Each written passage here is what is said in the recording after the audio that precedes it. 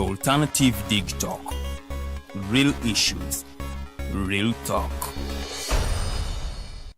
Hi Rogers, can I ask you something?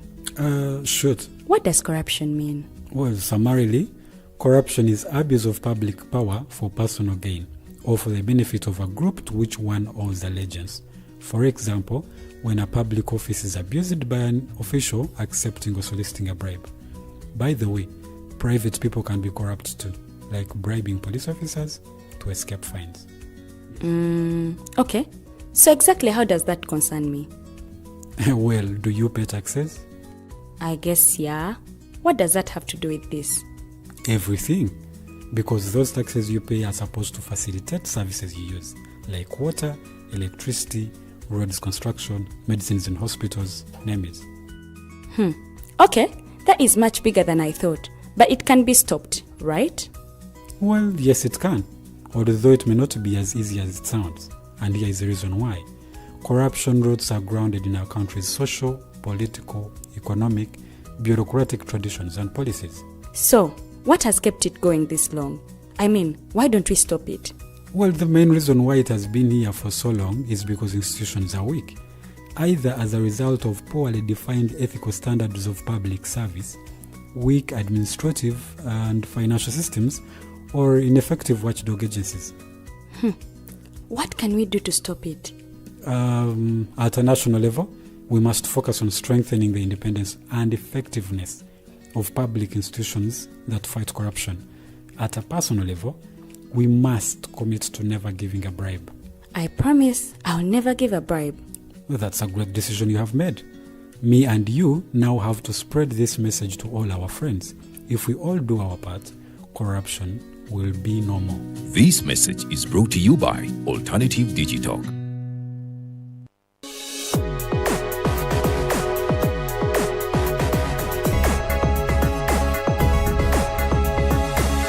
The Alternative Dig Talk.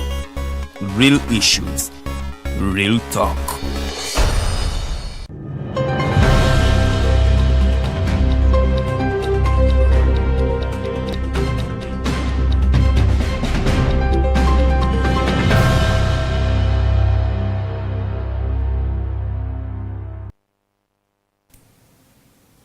Mbaniriza program The Mighty Driver amanya nze Farida bikobera okubanga ate mbatuusaako amawulire agabaddewo gye mutabadde sobola okubanga ate tutambulira mu kumanya mubeere ne discussions eziluwela informed muleme kugamba nze nawulidde nga bagamba bwe bati nsuubira nti mwasuze bulungi era okubategeeza nti we live on Facebook ojja tunoonyaako ku The Alternative Uganda oba TikTok TV ojja kubanga ate otufuna bulungi nnyo osobola okubanga ate weekuumira mu kumanya olunaku lwakuna ennaku z'omwezi 12 omwezi tuli mu gwa mukaaga omwaka tuli mu 2025 kiki ekikulu ekiri mu happening olwaleero bw'oba osobola ng'ogoberera ebifa mu nsi yo what is happening today gwe munnange Uganda agoberera ebifa mu Uganda njaga okubategeeza olunaku lwaleero nti ate Minister wa Finance agenda kubanga ate atusomera our national budget for the financial 2025-2026 wabitegeddeko gwe munnange atannabitegeera nze nkusaba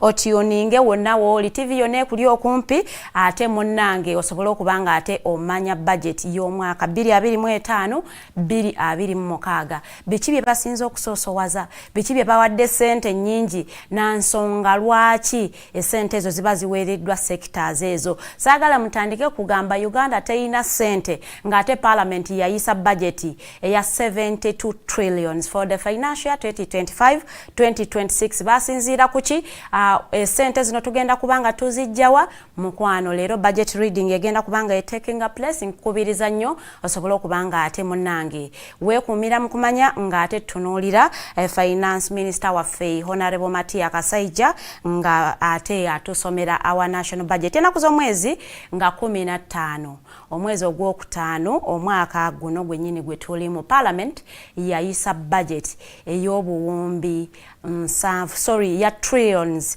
7.2 era ng'eno budget egenda kubanga erwaninga economy yaffe for the next financial year. Omwaka gutandika leero lwe bayisizza budget lwe tutandika okubala financial year etandika mu Gwamukaaga negendera ddala paka next year mu Gwomukaaga tugenda kubasomesa ebintu bino sobola okubanga ate tubitegeera bulungi nnyo era nga batandika n'okulaunchinga the financial budget era nga twatandikira ddala okulaba activities nyingi nnyo ezibadde zigenda maaso ate paka etutuusa olunaku lwa leero ate lwe bagenda okubanga ate banjulira ensi yonna our financial budget ya financial year eya 2025-2026 ku budget eno ekyenjawulo ebitundutundu 38 ku buli 100 bigenda kubanga ate bisasula mabanja. Kakati gwe munange our domestic revenue ye ate Mr. Taxman gwagenda okubanga ate asolooza bitundu 3 ku buli 100 kati esente endala ezigenda okubanga ate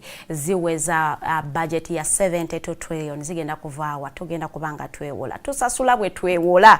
That is Uganda for you. So tugenda kubanga olunaku lwa leero totonoolira the implication of having such a big budget that we cannot finance wabulanga ate abantu abalala bagituyambako okugifinancing nga luli twajja ne tubategeeza nti buli Munnayuganda n'azaaliddwa agenda okuzaalibwa leero ayina ebbanja ery'okusasula okuyambako Uganda okulabanga ate ekendeeza ku mabanja geri nayo. So nga gwe weebuuze nnyo lwaki tubeera ne budget endene bwetyo that we cannot finance nga ate ebintu ebisoosowazibwa bitono nnyo. Ebimu ku ebyo bye bali mu kusoosowaza bitundutundu 18 ku eyo budget bigenda kubanga ate bisasula omusaala gw'abakozi aba government.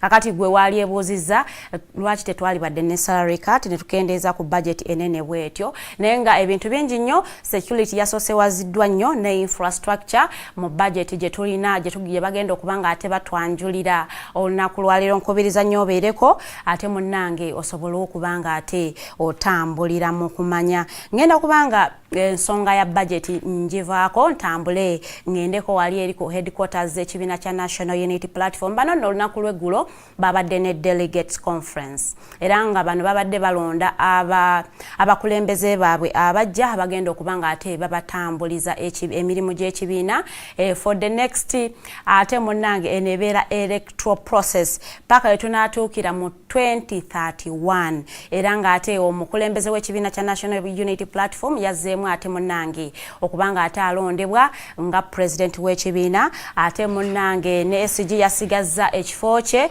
ate n'omwogezi w'ekibiina Honorable Joel Ssenyonyi naye yasigazza ekifo kye. Abamu ku abo abafiiriddwa ebifo kwabaddeko ate munnange yabadde wa mobilization Chairman Nyanzi ate munnange ye teyasobodde kubanga ate adda ku kifo kye ate nga munnange kino ekifo bakiwadde ate omuntu omulala. Abasinga bagamba nti they had a selection not an election but whatever it is twalabyeko ka change era nga tujja kugamba nti it was their decision okubanga ate they select or they elect in that manner and we respect the decisions of the party. Era ffe tujja kubanga ate tubaagaliza obuwanguzi mu kulonda kwa bonna kwe tugendamu okwa 2026 era twalabyeko ba members bangi nnyo nga bagenda okujjayo nomination forms nga balaga ate interest zaabwe okubanga ate beesimbawo mu kalulu ke tugenda mu kunono kwabadde omuyimbi waffe amanyikiddwa nnyo nga Big Eye ono nga yafunye pickinze interest forms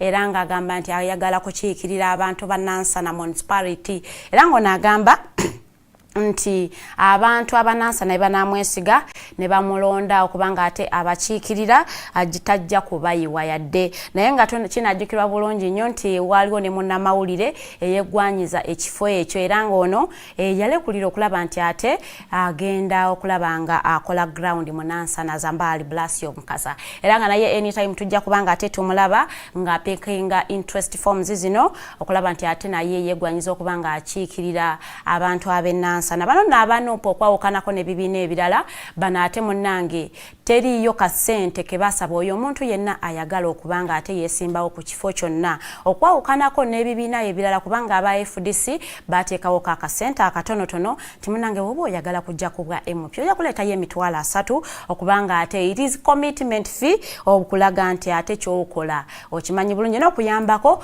okulaba nga ate emirimu gy'ekibiina gitambulira ddala bulungi nnyo ate bo aba NU NUP bagamba gwe olaba nti oyina ebisaanizo otuukanye okubanga ate okiikirira abantu bo jangu picking nomination forms oba interest forms ezo tekuli yadde akasente ate bo ab'ekibiina kya NRM bano no basabira ddala essente empitirivu okugezanga gwe bonno abaali bagala okubanga ate beesimbawo kugezanga ekifo kya Honorable Member of Parliament gwenno oli wa kusasula miliyoni 3 nga tonajjayo interest forms ezo ate munanga yagala obwa president okuvuganya n'omukulembeze w'eggwanga ng'oyagala kuvuganya okulaba nga ate okwatira NRM bendera okulembere ate eggwanga Uganda gwe munanga oli wa kusasula obukadde 20 okulaba nga ate bakuwa interest forms ezo ate gwe ayagala okujja ku bwa councillor LC5 LC3 gwe munanga oli wa kusasula akakadde kamu emitwalo 5 asobola okubanga ate NRM kakati n'ogende mu kamyufu sikugamba ati bw'ozisasula ate oba ofunye kaadi ya NRM badino abalala nabo bangi nnyo bapikinze forms ezo mugende mu kalulu kaadi bwa mukisa bwe gukwata ne bakuwa kaadi ya NRM nosobola okubanga ate ogenda ovuganya nga gwakwatidde ate ekibiina kyo bendera abantu abamu bavuddeyo ne beemulugunya ku ssente zino nga bagamba essente nnyingi nnyo wabula ate akulira akakiko k'ebyokulonda mu kibiina kya NRM ku Lutango Doi oyavudde n'ategeeza nti omuntu waddembe okubanga ate asalawo kiki ekiyinza okumwanguyira oba what is priority for them osobola okusalawo okubanga ate essente zino zikozesa nosasulira abaana bo school fees because it is very important oba osobola okusalawo n'ogenda nosasula essente zino no picking interest forms n'ogenda n'okiikirira abantu bero n'atutegeezeza it is not mandatory to be a member of parliament gwe olabanga essente ekibiina kye zisabye nnyingi nnyo gwe munnange togenda kubanga ate picking nomination forms or else you can choose okusalawo okugenda mu kibiina ekirala gye batali mu kusaba ssente nnyingi nnyo naye kinajjukirwa nti Uganda ekola ebitundutundu 78 nga bonna bavubuka ku population gye tuyina era nga njagala okutegeeza ekyo no kitegeeza ki nti ku miliyoni 45 n'obutundutundu 9 ez'abantu abali mu Uganda ebitundutundu 78 kweyo toto baana bavubuka kakati ate abavubuka be basinga mu unemployment ekyo nekitegeeza ki nti ate okubanga ate emikisa gyabwe egyetaba mu kubanga bavuganya oba bakulembera mitono nnyo ddala olw'essente oba commercialization of politics eri mu ggwanga so gwe munanga omuvubuka ndowooza ekibiina ky'abavubuka kyo kyabateereddewo omwaganya nti tolina kusasula kasente ekibiina kya NUP gwe jangu picking forms zo laga interest beera n'obusobozi genda okiikirire abantu bongenda kubanga ntambula nga nzira ku nsonga kati eri ku mimwa gy'abantu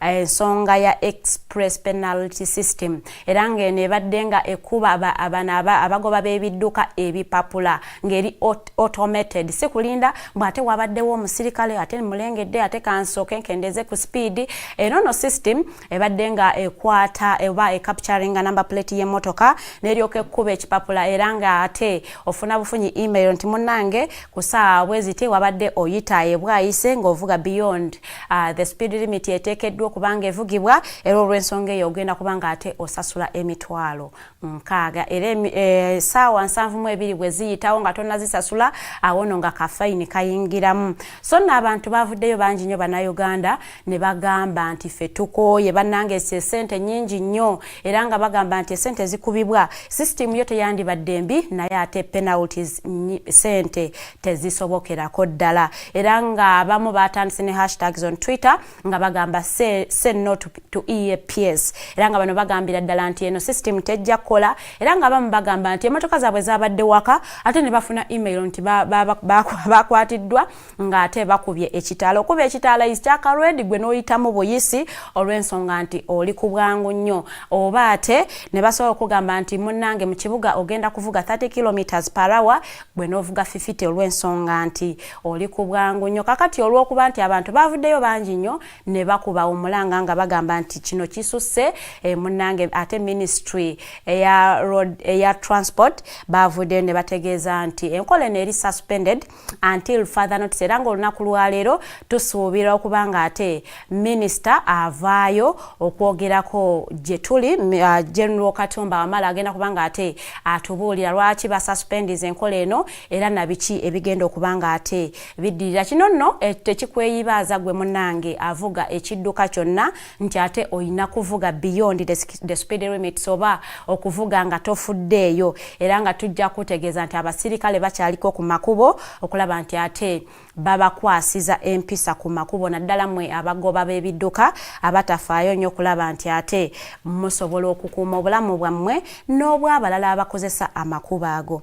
Nga maliriza ngenda kubanga ate ntambulako nga ngendako wali eri ku NRM process yaabwe ey'okubanga ate nabo bapickinga interest forms ekyagendera ddala mu maaso era ng'olunaku lw'eggulo omukyala onono nga ye mubaka omukyala owa Kamuli Municipality omukyala Honorable Rebecca Alitwala Kadaga ono nga naye yajjeeyo empapula ze olunaku lw'eggulo era ng'ayagala kubanga ate akiikirira abannakamuli ku kifo eky'omukyala woman seat. Anyway, it is such interesting that we have been here nga togamba nti ebifo bino babirekere abaana abato. Like I have stated, nti Uganda einamu abaana abato. But now these minority seats, they were meant to empower someone. When you feel empowered, you leave that position. Go for the direct seat. Let another person atanabera empowered bulungi ate agende mu kifo kino. It is unfortunate that we see Honorable Rebecca Kadaga nga ate munange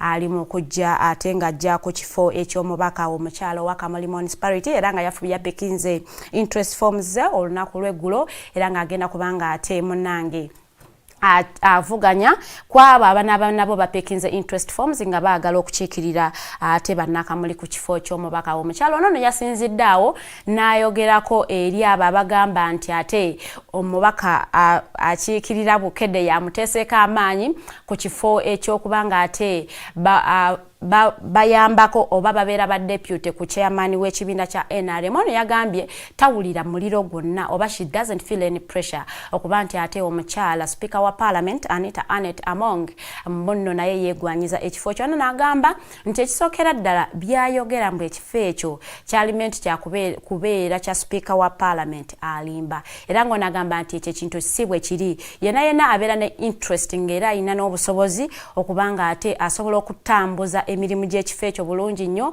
akirizibwa okubanga ate yeesimbawo n'avuganya n'oyo yenna abamwesimbyeko. Kinajjukira bulungi nnyo nti omukyala Rebecca Alitwala Kadaga abadde mu kifo kino ng'ate yamyuka chairman wa NRM okumala ebisanja bibiri for 2 terms era nga ekisanja kyayagala kyakusatu era ng'onagamba nti ayina ebintu bingi nnyo byatannatuukiriza byayagala okubanga ate atuukiriza mu kisanja kino beyasuubiza banna NRM ate nga tebinnatuukirira weewaawo ne bannakamuli okutwaliza awamu era ng'onagamba nti y'ensonga lyoka lwaki ayagala okubanga ate addayo okubanga amyuka ssentebe w'ekibiina kya NRM for the next electoral process gye tugendamu era ng'onagamba nti byonna oyo amuvuganya byayogera si bituufu era nga yagamba nti alinze bulinzi lunaku olw'okubanga ate babakubako akalulu yenna n'abawangudde gwe bagenda okubanga ate bagenda naye ate olunaku lwaleero Dr. Kizza Besigye ne Mune Haji Obedi Lutale Kamulegeya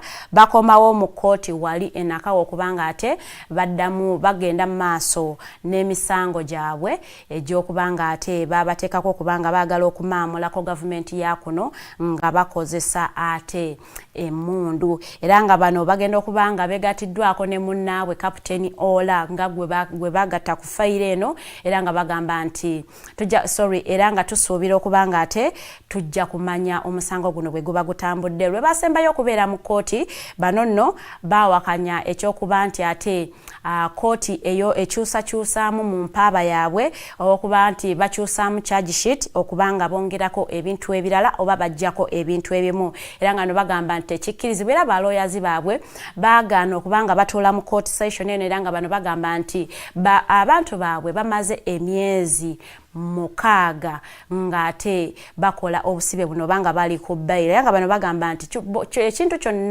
ekintu kyokka kye bagenda okubanga ate batuula mu kkooti okuwuliriza y'ensonga ey'okuba nti ate abantu baabwe bateebwa nga tekuli kakwakulizo konna kubanga ebbanga eryogerwako mu ssemateeka nti omuntu bw'amala emyezi 6 ng'ali mu nkomyo ng'ate munnaye tannabwe wa bail akkirizibwa okubanga ate ateebwa nga talina kakwakulizo konna akamuteereddwako era kubanga bano ensonga yaabwe yagaana okuwulirizibwa omulundi ogusembyeyo beekandagga ne bafuluma kooti nga balaga obutali bumativu. Katusuubire nti ate olunaku lwaleero wajja kubaawo ate ekikolebwa olw'ensonga nti era tusuubira nti omulamuzi ali mu mitambo gy'omusango guno akimanyi bulungi nnyo nti ate rule of law yekola bulungi nnyo. Ngenda kubanga mpummulamuko katono nnyo bwe nakkomawo ngenda kuba negatiddwako omugenyi wange olunaku lwaleero Mr. Norman Tumuhimbi says an author era nga awandiisa obutabo bulungi nnyo okuli Unsowing the Mustard Seed. He was unsowing the mustard seed of His Excellency the President of Uganda.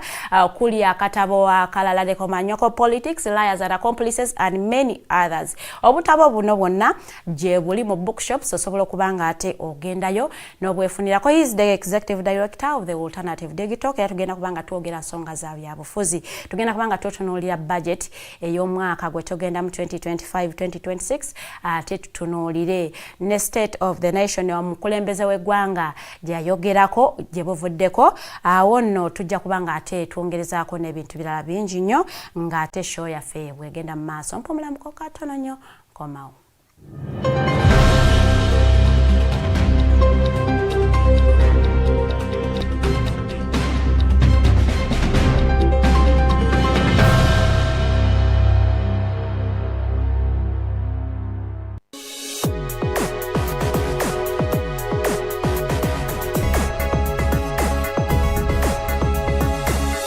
The Alternative Dig Talk. Real issues, real talk.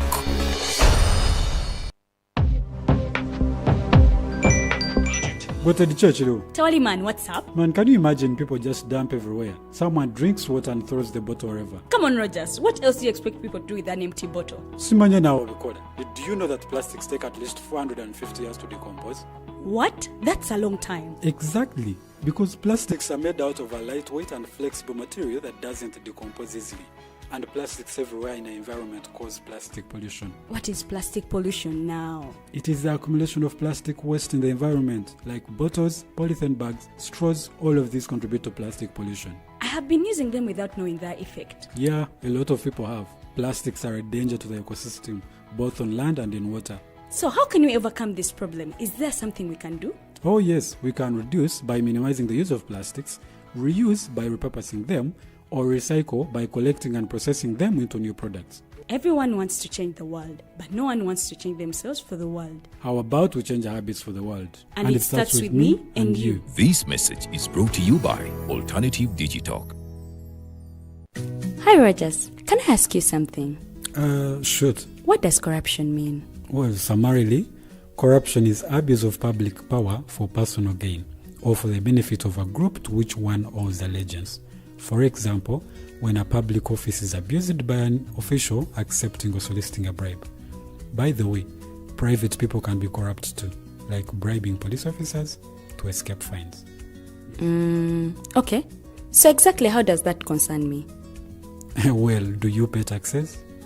I guess, yeah. What does that have to do with this? Everything.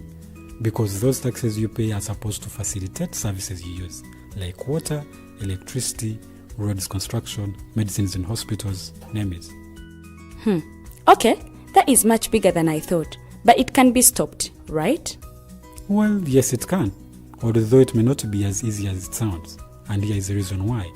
Corruption roots are grounded in our country's social, political, economic, bureaucratic traditions and policies. So, what has kept it going this long?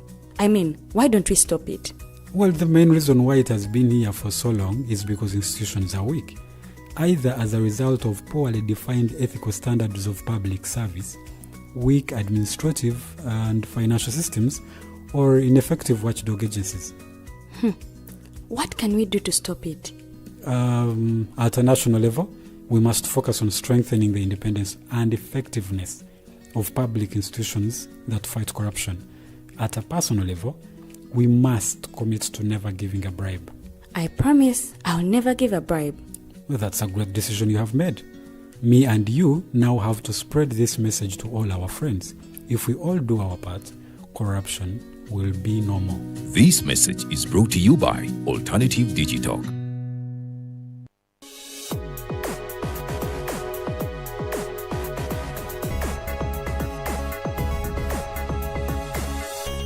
Alternative Dig Talk. Real issues, real talk.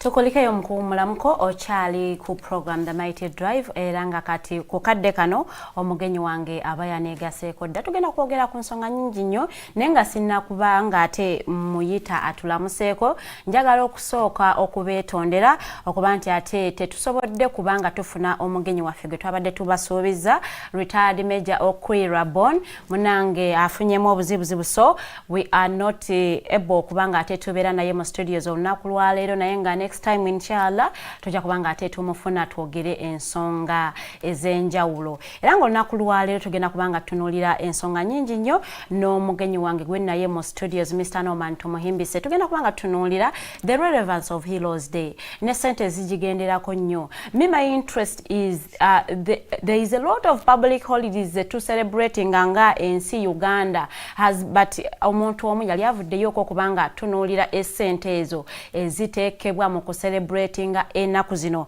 these public holidays tubeera nazo ate leero munayi celebration bagiteese nakasongola like celebration era bagiteese eno has someone ever probed the budget gye bakozesa ne relevance yayo ne accountabilities kubanga Uganda kati mbategeezeza tuyina bigger budget gye tutasobola kufandinga kubanga Mr. Taxman akugambye nti anze nja kusobola kubanga ate nsolooza trillions 3.7 okwawukanako ne last financial kubanga Taxman wa last financial yasolooza emisolo ja trillions 3.7 kamu kubuli kyekomi oba kweyo budget gye twali to financing at this time round ebituntundu 3.8 ku budget yaffe bigenda kubanga ate bisasula ki mabanja naye nga ate era ngenda okutegeezaako nti era n'ekitundu ekisinga obunene nnyo ekigenda okubanga kifinansinga budget yaffe gye tugenda okubanga batusomera olunaku lwaleero era nga sente ziva mu mabanja era okutegeezaako gwe munange muna Uganda ali eyo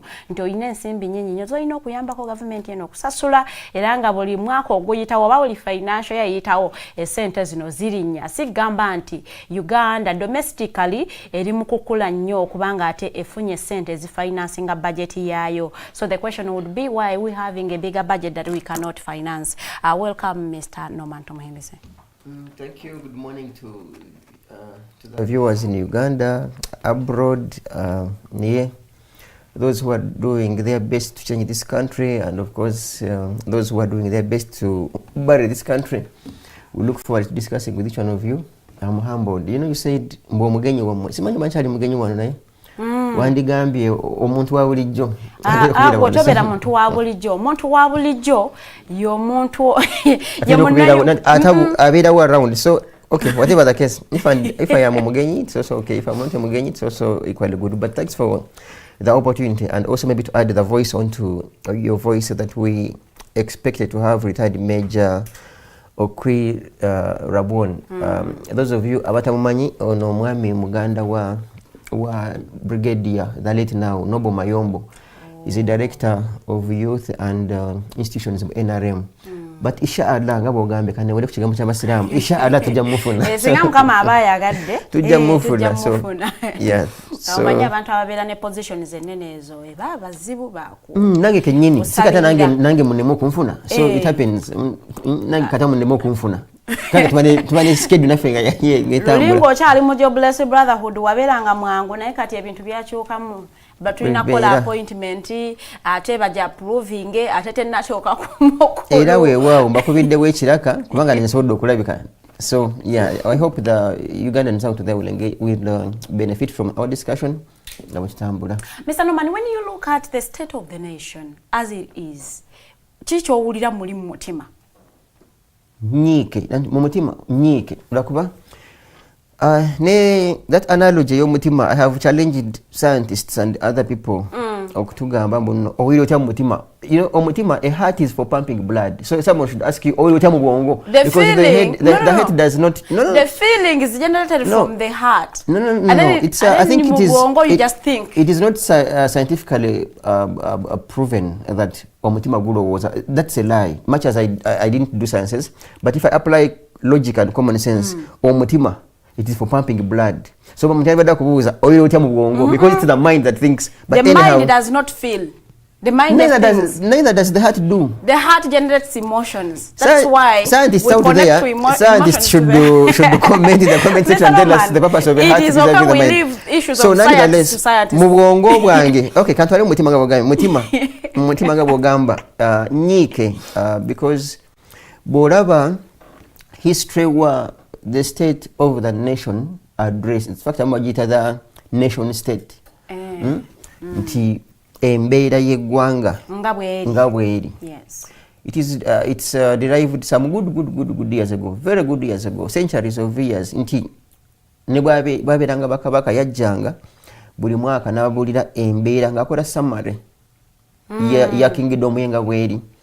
Kati kingdom zagenda nga isaanawo ne bassaawo amawanga kati omuntu ajja nakuwa status y'eggwanga nga bweri. Coming to Uganda as a country, it's now a ritual. A ritual kabanga kalombolombo mu Luganda. Nti buli June, in most cases, I think about the second week of June or the first week of June. It's always either a Thursday or Wednesday. The first week of June. Omukulembeze w'eggwanga ajja n'atubuulira ajja n'ayogerako ng'eggwanga bwe libadde. In particular, kyandibadde nti kubanga kuba accountability.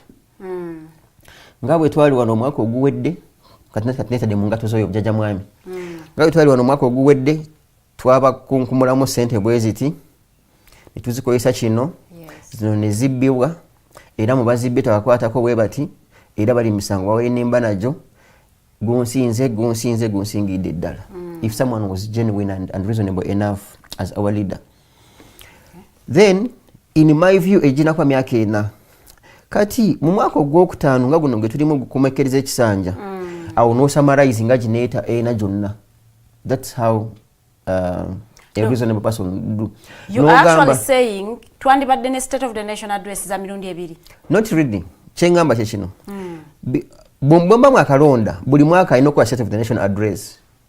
Ekyandibadde kibeera ekyensusso mu kino ekisanja mu mwaka guno ogusembayo.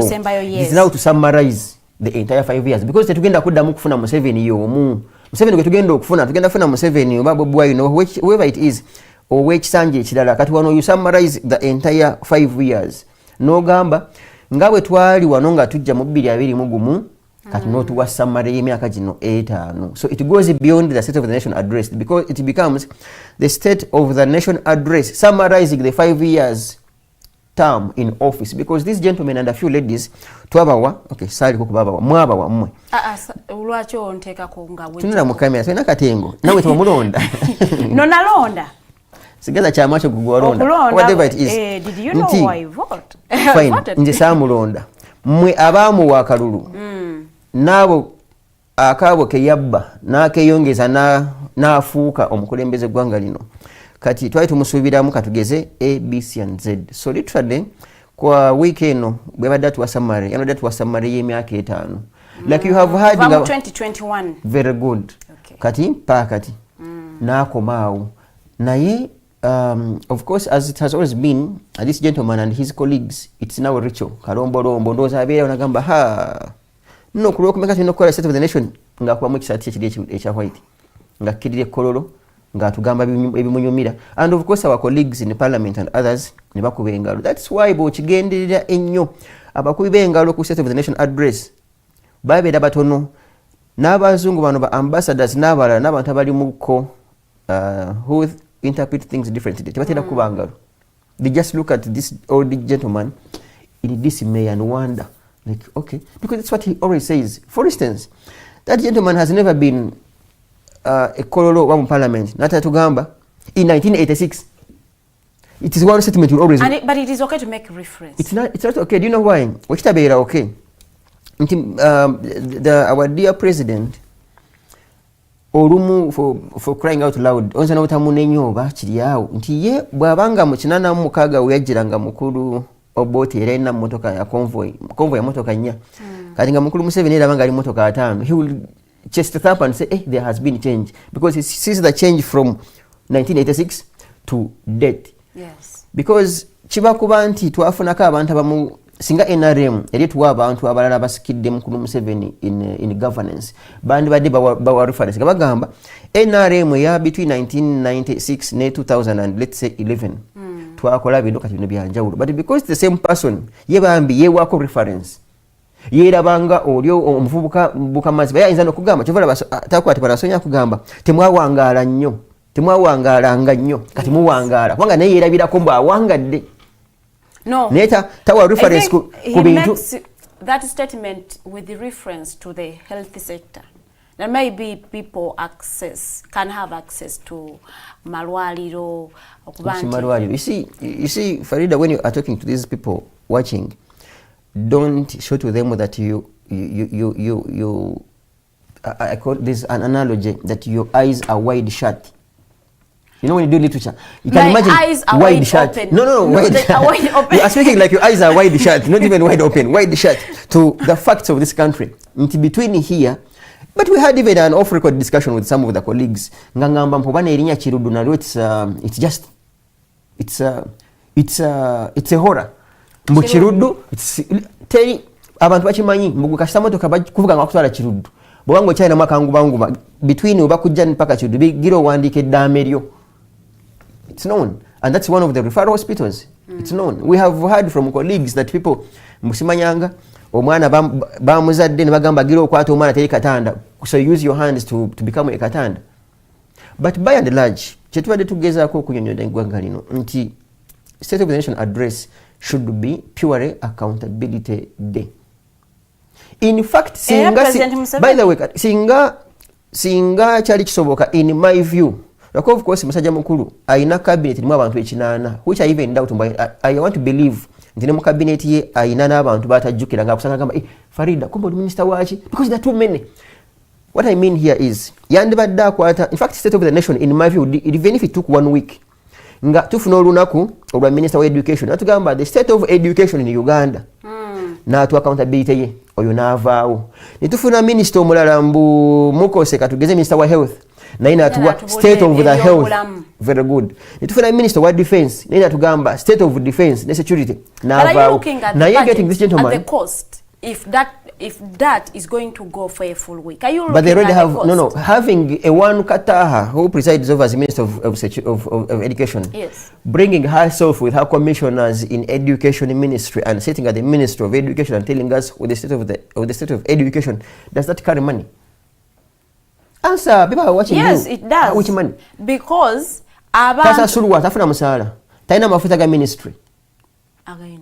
Kati mugamba zaki tetugambe nagenda tukubulya State of the Nation ngagenda Dubai tugambe tujituera wano kati abo maliriza after every key ministry has given us the audit report awo Musajja Mukulu aveyo atugambe ngaba minister nge bagambye so finally this is a summary but not coming to Kololo in 1986 is this 1986 so you are actually saying into ministries zali badde mu compound ya ministries zazo bayite bana mawulire batubulire compound bayina office bayina ma office bayina boardroom batubulire how their ministries have performed. That is under a reasonable government that bothers to change this country.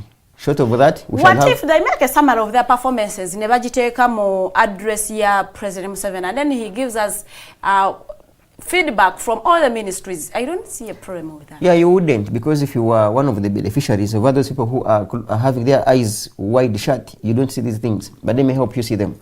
Nti gwe njagala onnokoleyo omuntu gabiri busatu mukulu Museveni yakugambye kololo obwakutte omubabire no gamba ngojeko his rhetoric because you see singo kwata speeches za Musajja Mukulu ono kuva 19 in fact speech ndo zaje akozenge different from other speeches ye ya 20 ngabiri mu mukaga no yaraira ngabiri mu ngaba kawamba 29th ngabiri mu mwenda ku parliament when he said this is not a mere change of guards, it's a fundamental change.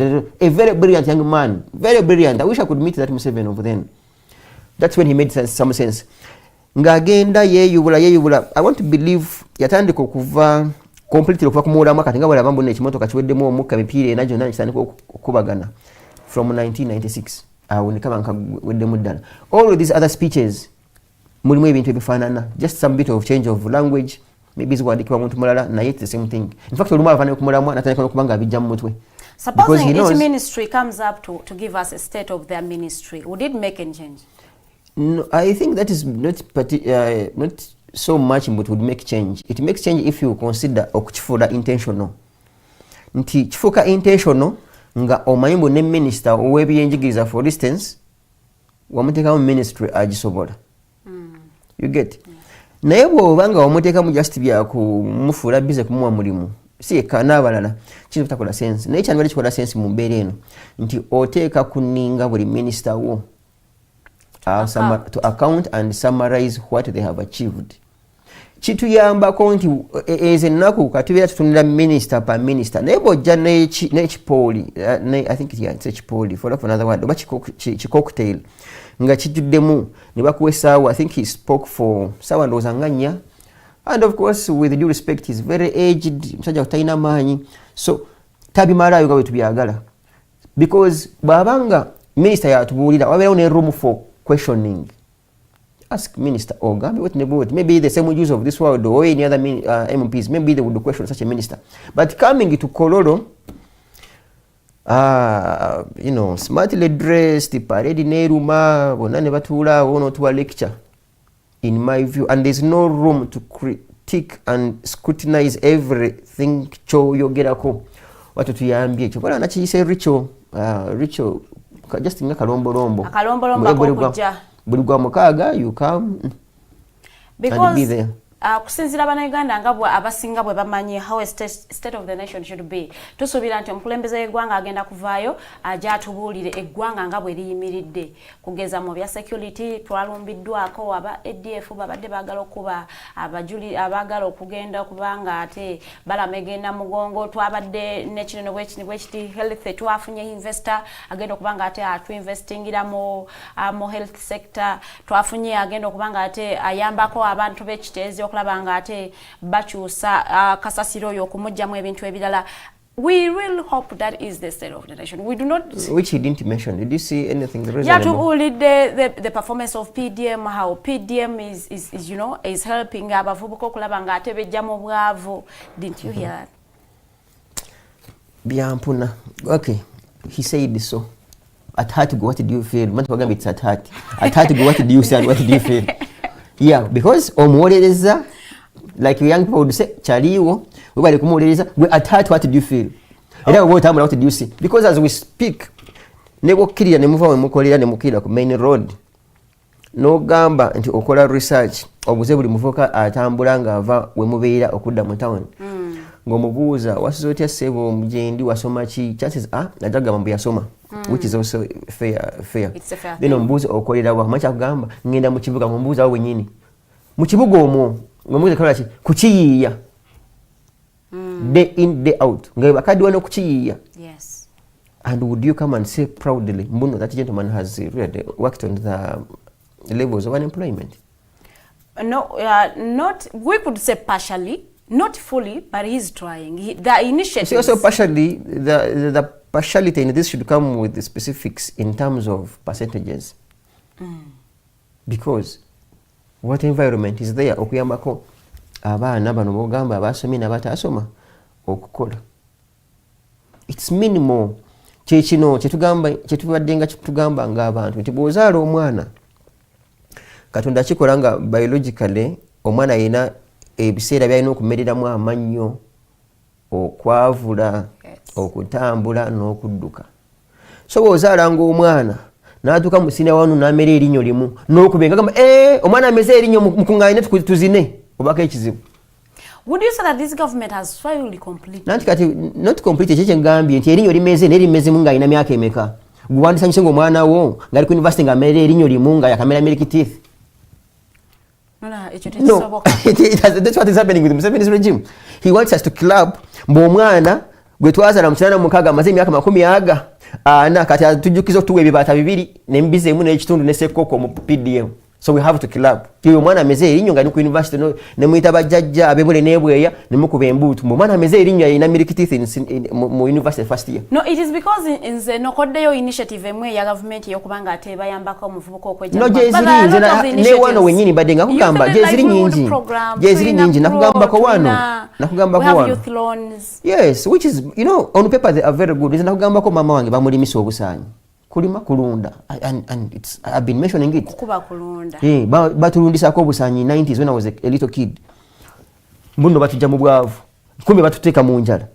Ne busooka bukyakalawo ne bulya buli kantu ka green bwali bwa civic nga mbuno buvaamu civic. I was a kid, I think in mid 90s. Ani abawe ensigo. Museveni yagambanga ensigo ne banne. Batuwa ensigo z'obusaanyi.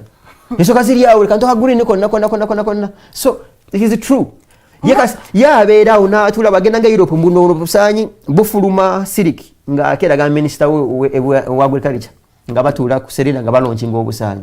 Basa no buleetawo kugunde ku high table. Bwe butambula bwe buvaamu civic nga gamba buli mulimu mwategedde mu mulimu obusaanyi nga babutuwa. Bwamala just myezi nga jijo. Oba bwagenda mu kiwuka ki ne muchacho kufuluma civic ne butaka kugaya buli kantu ka green. Ekyo nakisuula. Narita mawulanga binigina. I mean, so many initiatives. Vanilla, I mean, people in Mukono, basolanga ni milo zabwe na majambi. Nga vanilla gula around a million or so amount per kilogram. So, issue wano weri, nti, I na hurried way of doing things. Ateta tuwala wude kusoma chasula bidye byasooka. Chovola ba, aruko PDM. Niye msaja mkunuzi, bambi chemwe bazako. Is the courage. Tumaze kitegeeza musajja kuvuga motoka nkaaga nage narambula embizezi. He's one of the most courageous people I have ever seen on earth. Ate naavayo ng'awaana bambi n'abawa n'obudde ne bagamba ono ezatandika n'embizeemu kati nabbiri mumaze ebbanga tagamba nkuwadde million 2 yongera mu mbizi. Like you can, such people are hard to find, and Uganda is blessed by, you know, having such a man. Era bw'alivaawo tujja kusubwa nnyo omuntu alina courage bwetyo nti asobola okuva e Kampala Entebbe navuga nagenda ehoyima kilometers katugeze bisatu nalambula embizezi nafuna ne jambi alate metoke limu. You have seen these videos, and it's not speaking ill against our president, but you have seen them. So such a man of such courage, singa courage ejo yagiteeka courage bwetu yagiteeka mu bintu ngali intentional mutuse gwanga lino singa lyakyukali.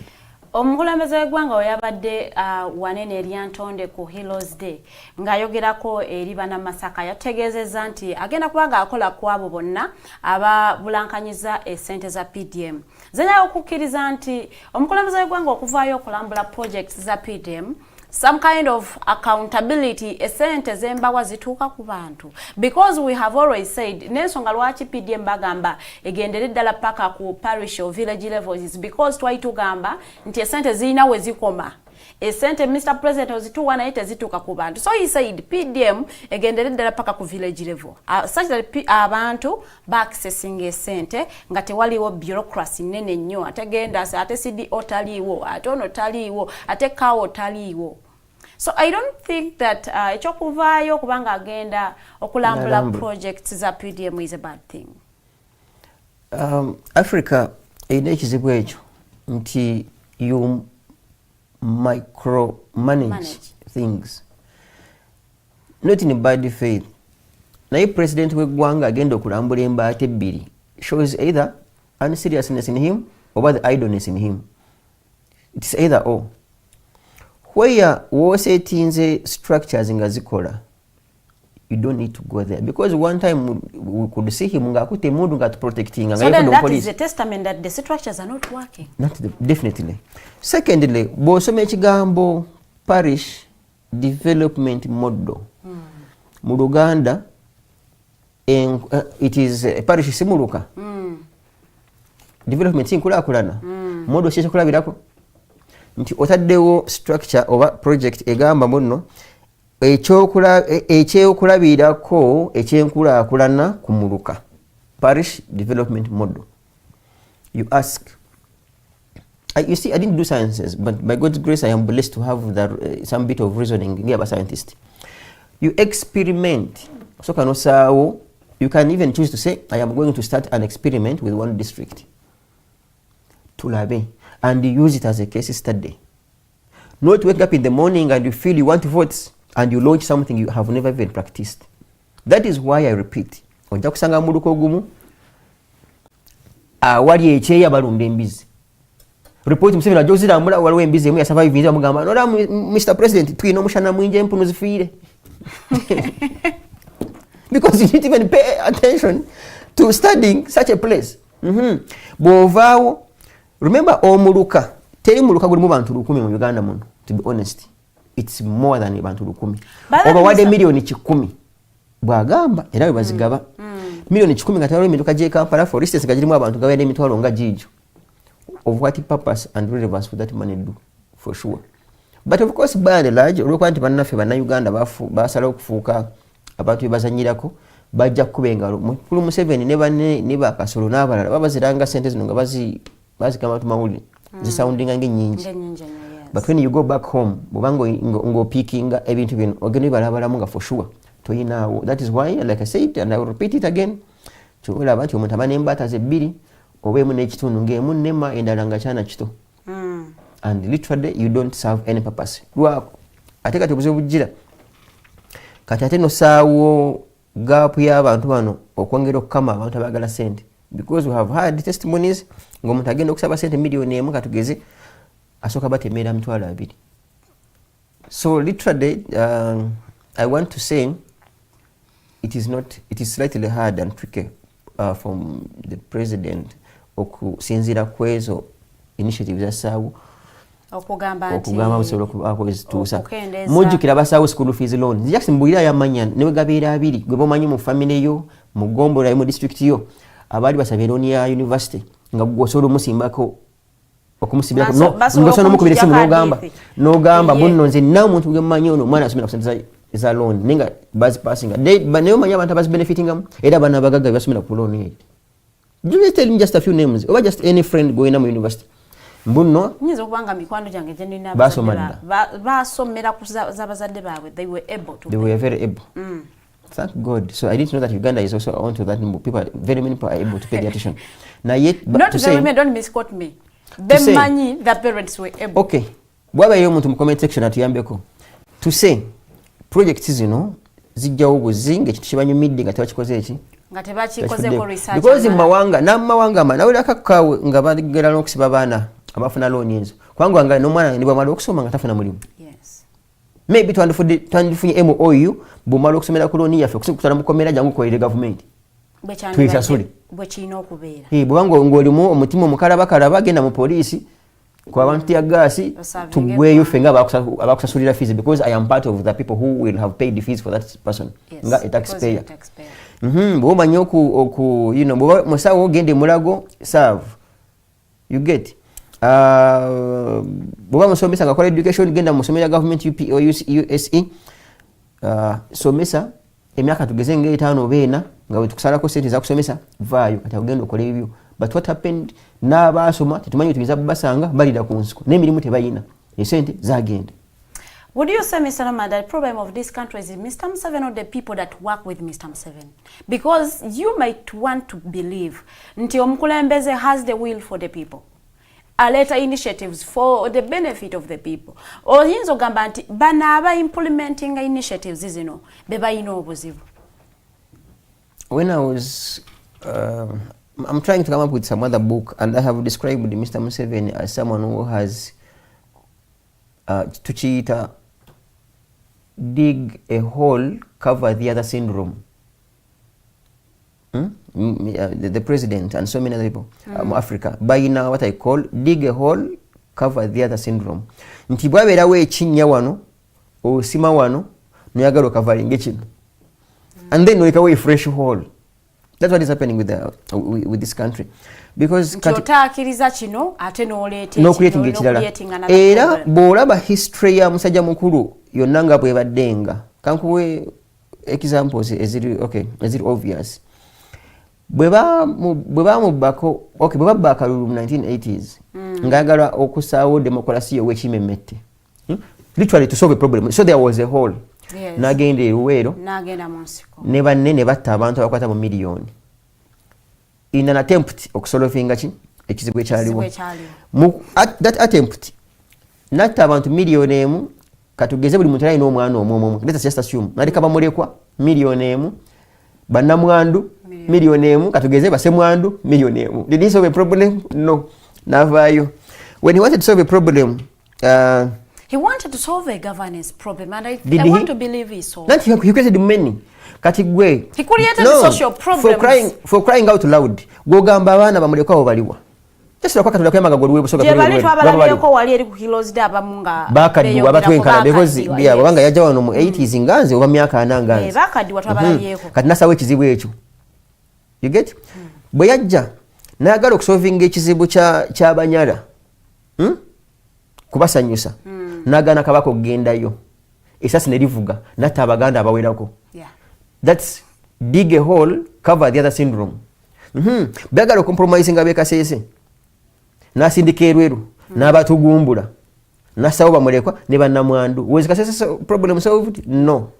Bweyagala okusolvinga ekizibu ky'ebbula mirimu mu family ye nakwata mutabani we namuwa CDF nakwata mukazi we namuwa ministry bonanga bakibogwe. And this is, I mean, this is just Luganda word. They could be qualified in other things. So it's his theory is dig a hole. He wanted to solve a problem of unemployment in my family. Perhaps, yeah.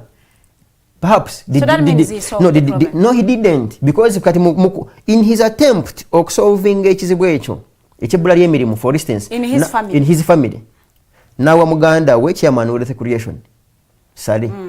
Nawa mutabani we presidential advisor simanga CDF. Nawa mukazi we ministry of education. Fine.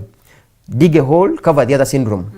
Mukazi we okuba nti qualifications zete ziyamba ko promoting education ola abana bafuluma. And you know how collapsed education sector. But this woman does not work in isolation.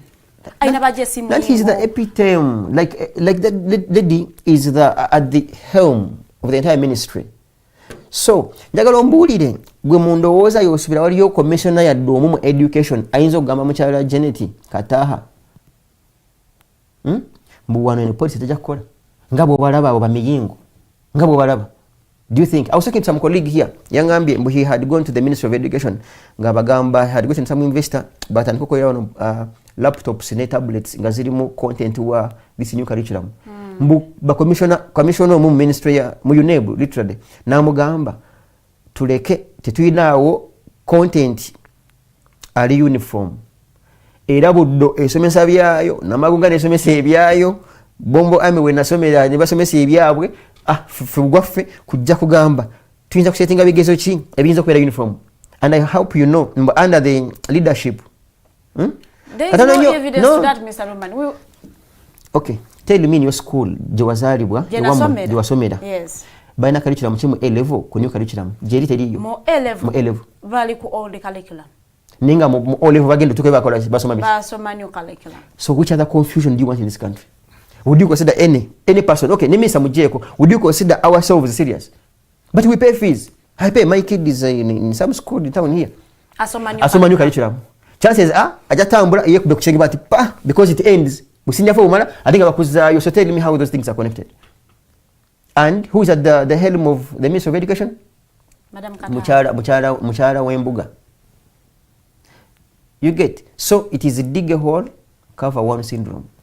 Nze njagala okukkiriza nti kituufu twandibadde tuholdinga abantu bana leading these ministries, but also even the people they work with nabo tuba holding accountable to that, because every time we want to see accountabilities from the Ministry of Education tulaba State Minister wa Education Jesse Muyingo ogamba among mukazi watu nga bw'omulaba asobola okishunga statement naita Minister of Education nga bw'omulaba Anita.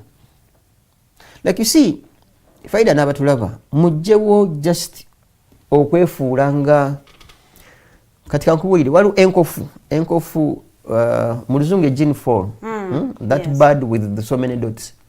That bird, when I was a kid, I can't say we do hunting for fun. Katunyumira ate kadduka emisinde kutako okwo kalina sound nimukagenda onosobola kawulira ne mugenda ne mukagoba. So bambi kakazi katu bakasajja katu akakakofu bwe mukagoba emisinde nga mukayitiriddeko kakwata omutwe ne kagusonseka mu ttaka. Kati agusonseka mu ttaka kasigala ino kali bweru kati kabira kamanyi mbwageri ke katabalaba namwe temukalaba. So literally that's how you guys want to behave mu Uganda. Mbulokwa mu ebizibu bibayitiriddeko ne muzibiriza mbuka tebijja kubeerawo. So ne parliament yammwe ebizibu ebiraba naye yasala okuzibiriza butabiraba. Kyova nkugambye nti amongo bw'atula wali mu ntebe inayambala ekigundi kye kiwigi. It's a wig. That wig. Mu ntebe Janet wayino tulanga Miss Education yabalaba wali.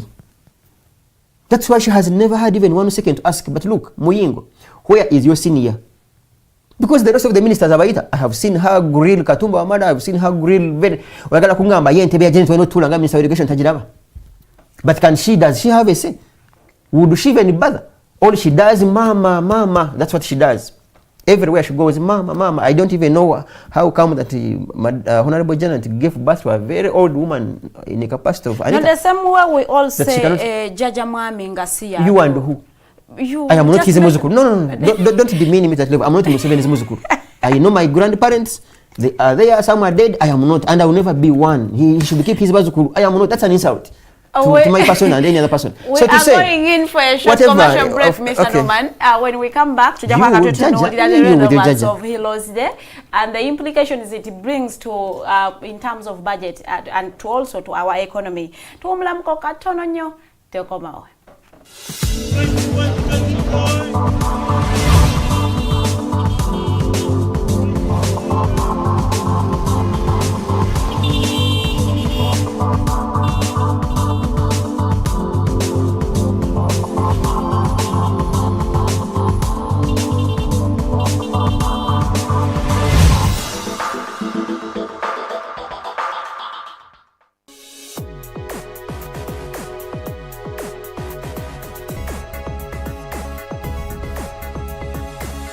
The Alternative Dig Talk. Real issues, real talk.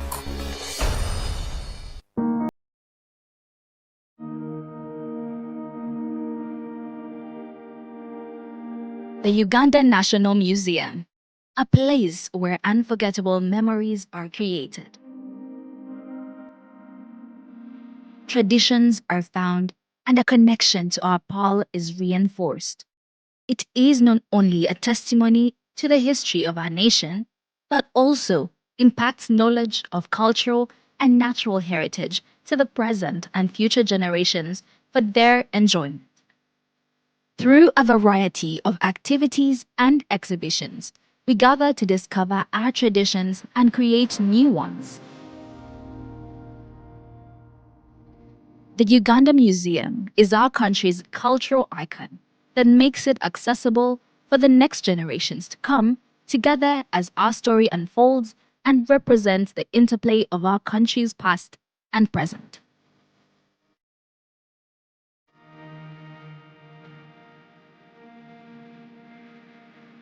It is in our history, but also in how it has evolved to embrace optical satisfaction and new influences. Our identity as a country is not only a moment in time, but also a journey of where we have been, where we are, and where we are going. We invite you to experience the authentic heritage, rich history of Uganda. Welcome to the Uganda National Museum.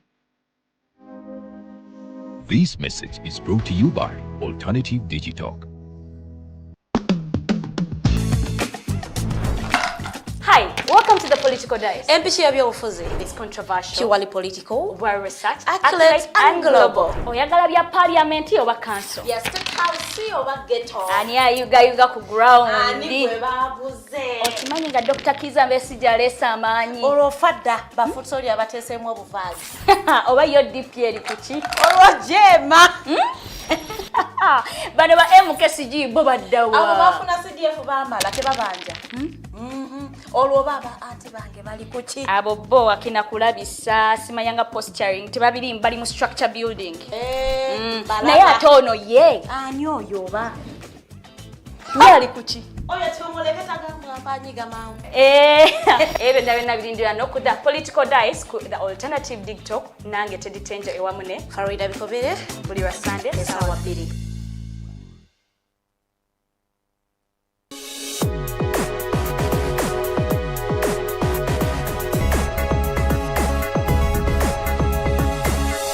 The Alternative Dig Talk.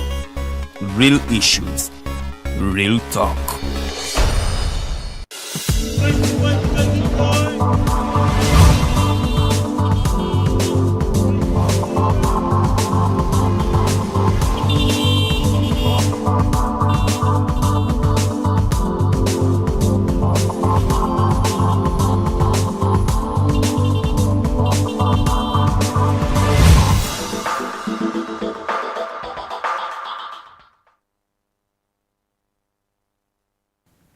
Tukolikayo mukuwumula muko tuba tuyingidde ekitundu kyaffe ekyokubiri program The Mighty Drive tutandikira ddala ssaawa 2 paka ssaawa 4 kati gwe munnanga atumbudde oli mu kutulabira mu taxi nga bw'ogenda ku mulimu mu living room yo oba ku ssimu yo. Are you watching us with friends? Munaye weebale nnyo tukwebaza byansusa okuba nga ate otumbudde. Here we don't sit to have talks. Tubeera ne meaningful conversations munnange ezileeta change. So nkubiriza nnyo osobola okuba nga ate otwegatako everyday tusobola okuba nga ate twekuumira mu kumanya ffenna ensonga nnyingi nnyo zetwogeddeko twogedde ku relevance ya state of the nation address gye tubeera nayo mu buli gwa mukaaga first week omukulembeze w'eggwanga avaayo nayogerako eri bannansi ku mbeera nga bweyimiridde oba eggwanga nga bwe liba liyimiridde ate munnange ne guno omwaka era president w'eggwanga Uganda era naye yavuddeyo era okutegeeza ate eggwanga nga bwe liyimiridde liri mu mbeera ki bitundu ki ebiri obubi byonna yabadde nga ate abitujjirayo mpola era mu kadde ke kamu twalabye nga tu celebrating a Heroes Day era yabadde wali eri Antonde nga ayogerako eri abazira era nga yagabye emidaali 50 eri bannayuganda beyasoosowaza okuba nti ate bakoledde Uganda emirimu emirungi. Kakati awo wennyini njagala okuba nga ate tutunuulira relevance ya celebrations zino zetubeera nazo etwali tukuza Youth Day munaye ebikujjuko ebyolunaku lw'abavubuka babitwala Ekaramoja abamu abasinga abatunuulizi b'ensonga bavaayo nga bagamba nti that was a mock kubanga abavubuka b'Ekaramoja abasinga bali wali eri ekitalya nga babakwatira emisango okuli cattle wrestling oba abamu babasanga n'emmundu ate nga ffenna tumanyi nti Ekaramoja abantu babeeranga n'emmundu zino okubanga ate bagadinga ente zaabwe naye twali tuba nga tu celebrating a Youth Day celebration zino zaali Karamoja abantu abamu kyebagambira ddala nti the selection eya ekifo ekyokuba nga ate bakulizaamu olunaku olwo yali nkyamu. But away from that tugenda kuba nga tunuulira relevance ya kuba nga tukuza olunaku luno olw'abazira. Mr. Roman. It's a pity again. I don't want to sound like an alarmist or sadist. When you look at a hero, the basic interpretation ya muzira. Yes. Abazira bandi badde bangi okimanyi mukulu Museveni ne banne tebakwatibwanga ku nsonyi kuwa obote mudaali.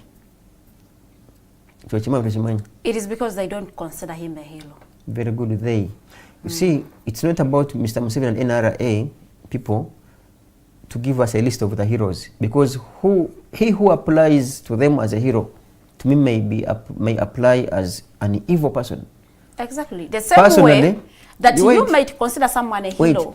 We should have a yardstick and a bottom line through which we select our heroes. Not NRA and NRM heroes. Heroes should be abazira ba Uganda. So si bazira ba NRA ne Museveni. Yes. Era kyovola olunaku olwo balujja, it is 9th June. Balujja ku lunaku Lutamaguzi one fighter olunaku lwe bamutta. Kati bagamba iyazeta ne bagamba naye olunaku lwe batamu ono omuntu waffe tulu galvanizing n'abantu abafudde abalina bye bakoze tulufuule Heroes Day. That's how we came up with 9th June. Naye waliwo abantu bangi abatafunanga yadde kataasa okamanyi? It's the smallest buff for another language. And I will mention them. I will be the advocate today. Jeno mugisha muntu tafunanga yadde kikopo cha plastic. What are the parameters of choosing a hero? I will come here, rather I will ask you to come here, I become your interviewer and you become the guest. Because I'm trying to finish my point. Okay. Now, Jeno mugisha muntu up to now still has fragments in his body. Fragments, bibanga papaju. ebyamasasi mu mubiri gwe. It is believed bagana okubijjamu because if they do he would die. Akyabina mubiri gwe. Tafunangako yadde kale ekikuufu, kale yadde ekikufulu. Yadde ekikopo kya plastic ekya nice. Besigye kifeefe. Kyalinga kyali mu kufuna mukati omudaali gwe baamuwa kumuteeka luzira naye nga yajjanjaba abasajja abo bannansunga bwe balaba n'obwerabize bwabwe. Ranging from Salim Sade, it's on record. Sade confessed and so many people. If it wasn't for Besigye, those guys would be long dead and rotten. In fact, even their bones wouldn't be engraved now because it would be long time. Besigye tafunanko yadde akataasa kali yadde akasugwanika nice ng'omudaali. Justice G.W. Kanyihamba tafunangako wadde kale wadde akajiiko aka plastic nga bunobutera okubeera mu sirapu z'abaana. Should I continue mentioning? No, I'm waiting for you to finish so that I can ask you a question. By the also my father, also my father has never gotten not even. Like there are so many people. Not to make it sound like a joke. Njogedde ku muntu, njogedde ku Besigye, njogedde ku Kanyihamba. A father, for lack of another word, of your constitution that you have overrepped, defiled, buried, mention it. That constitution. In fact, in his home, because Gidadilam, his friend, he has the original form of the constitution. Everywhere when you visit, he's like, this is the document for me and others that believed would change this country. Sadly, this is another copy. It has now become like a love letter. Today, I love you until Victoria runs Simanga dry tomorrow. Until Museveni comes back, until Jesus comes back. So it keeps on being amended and changed in accordance to the will of the Bushman and his few colleagues. There are so many other people, heroes, but are they? There are many. Uncelebrated heroes. Uncelebrated. So to say, it has lost relevance. It is another ritual that every 9th, Mr. Museveni will be. You remember back in the day, Otafiri abiyomberamu. By the way, amu kubasajja abakulu mu Kampala muno benno kwa kukitiibwa. Otafiri. Yagamba naye eri tumuyine. Ekiwa kyonna kyonna kijjudde emidaali. Iye nga bulabeera nalubaale meddo nga eri tumuyine nga tanagugaba asoka n'agweyambaza. Simanga, I mean, they have so many. Eri tumuyine yagenda okufanga ekiwa kyonna nga takyalabika. Okutandikira n'okukirira nga midaali myerere. So, but there are some other people. In fact, bantu batono nnyo Katonda bayambye ne bakuba akajji ne bayingira mu list y'aba heroes. Nga this young girl Owebuddo, I think it was Buddo Junior. There was a girl who died in Atasabani. Y'omu ku batono abali genuine. Abana basigadde era simanyi lwaki naye mutabani wetanamuwa. I think he has. I'm away because midali bajiwa ku meza. But what are the parameters applied when choosing a hero? Very good.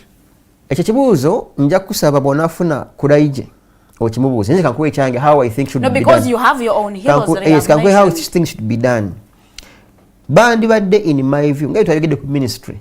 Buli ministry kyanti ina aba heroes bayo buli ministry. Okimanyi mu buli sector ya government wa buli district ina aba heroes bayo. Waliwo byoyinza okubuusa amaaso nenga erwengo ate ffe tulabanga muzira. We have seen people ng'omuntu ayambadde envubu ng'ebadde etta abantu ku kyalo n'agita muntu ogwo. I mean, to them that's their hero. Maybe it should be decentralized. Every district should have its people to award. Maybe. And then this one, it should also equally be si supu kubanga kaya kati gwoli muzira.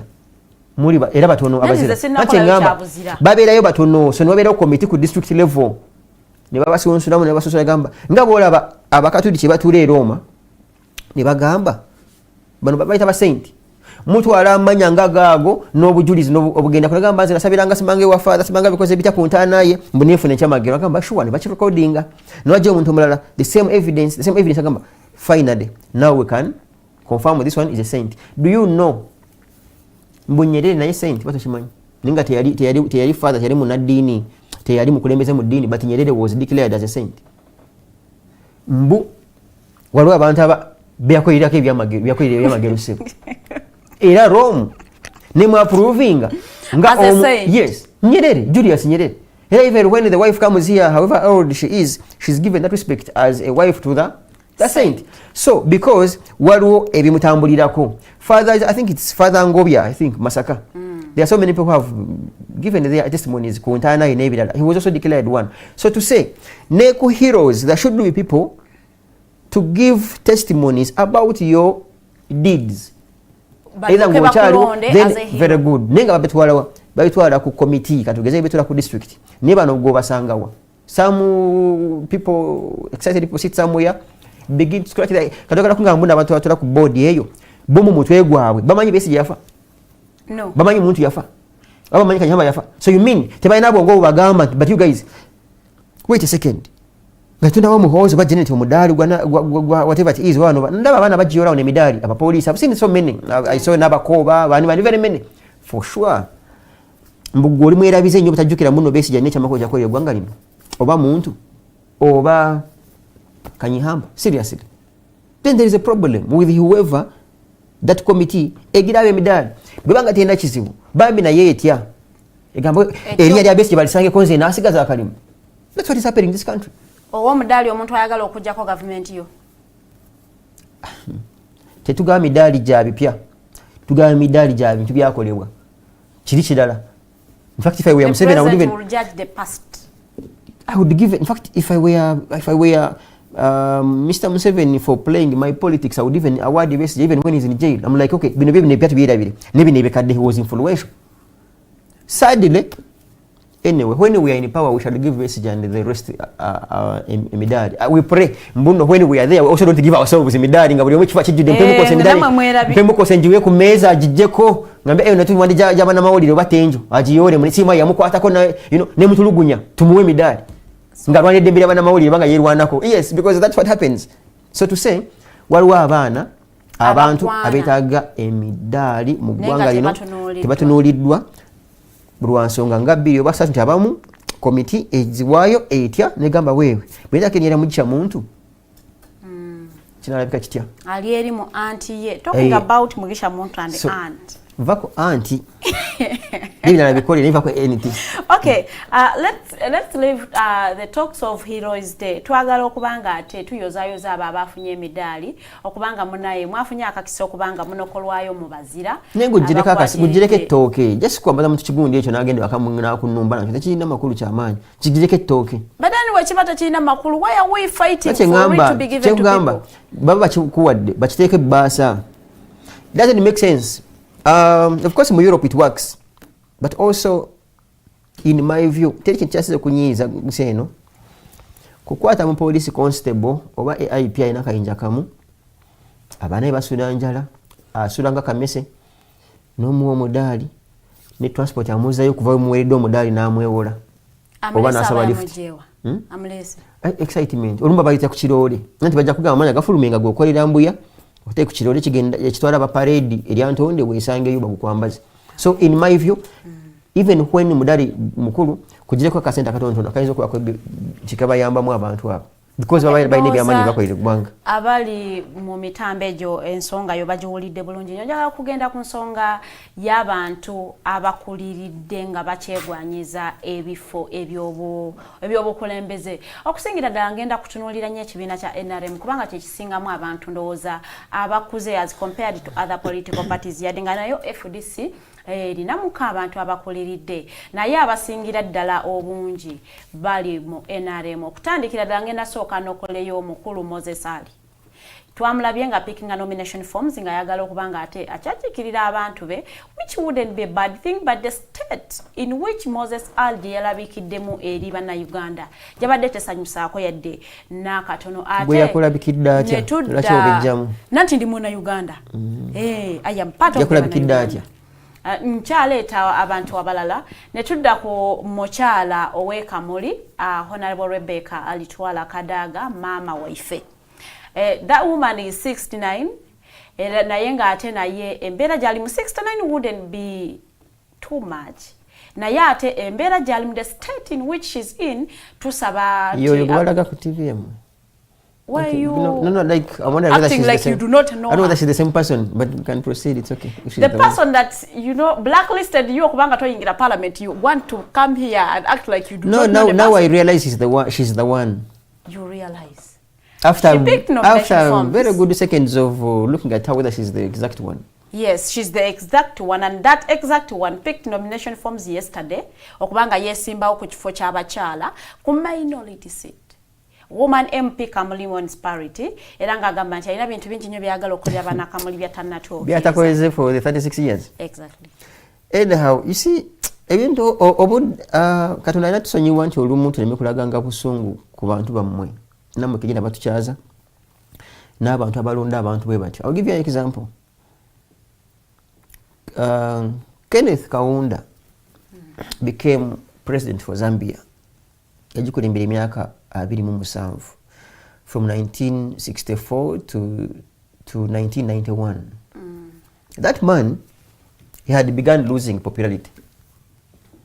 Kati nga babeera agamba ngabeera mu cabinet agamba naye abantu kyaka tebanjagala simanyi lwaki abantu balaga muno banjagala Takirabiranga kuki nati nga bw'ayita mutala w'abantu bajaguza kati nayise etteeka a presidential order n'agamba bwe nabanga nga mpita mu Lusaka Zambia abakyala bonna n'obuwala obuto mbuuka maziba bujinga ku street butyetya buli amazina bulage muno bukola ki bamwagala president n'atandika okuyitanga mu Zambia mu Lusaka mu capital city nga teeka nga bayise ekirango ku radio encha president agenda kuyita nga banagamba nagenda ku entebe nga ayita kubayita babiri nga bwe batusiba wano ku lweka nsanga wano nga president ayitawo kati nga buli lwabe bayitawo nga bajja kumbe mu kukulirira kuno nafunamu ne dementia nalaga abantu bamazina bayiwa mu ngudo nabagamba naye mmwe bana tebagala kunzijjako lwaki abantu bayiwa ku makubo kati PA we namugamba Mr. President, you passed an order. Every when you are passing around, people should do what? Come and celebrate that you are passing around. Hey, you mean it's me who passed? Nakamba, yeah.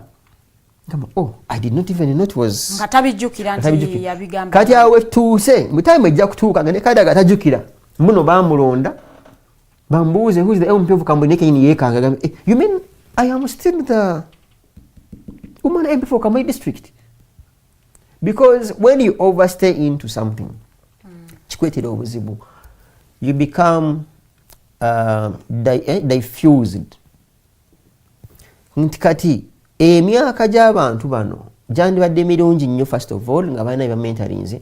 Do you realize mbu omukyala what's her name Specioza Wandera Kazibwe is older than Kadaga, but healthier and stronger and looks like a little girl, you know, in terms of health, and you know, because yasalawo kwewumuza. It is also possible that they are both battling different health issues. No, sometimes you oyinza kuba mutuufu naye ate bukwata health issues n'oziteeka mu kalulu anita najja n'akuwemula n'akuvuma like that tension that alone goes with some. Kati gwogamba mukulu Museveni singa yatwesonyiwa dda singa talina maanyi singa adduka n'emisinde gya marathon singa tumusindika n'ebiro okudduka. Does he look like Taina Man? Gwakulabikira ng'ali atya? He's energetic. He's okay. He's very energetic. I don't see any problem with Mr. Naye mwekaza. Anyway, katugenderawo. What I'm saying.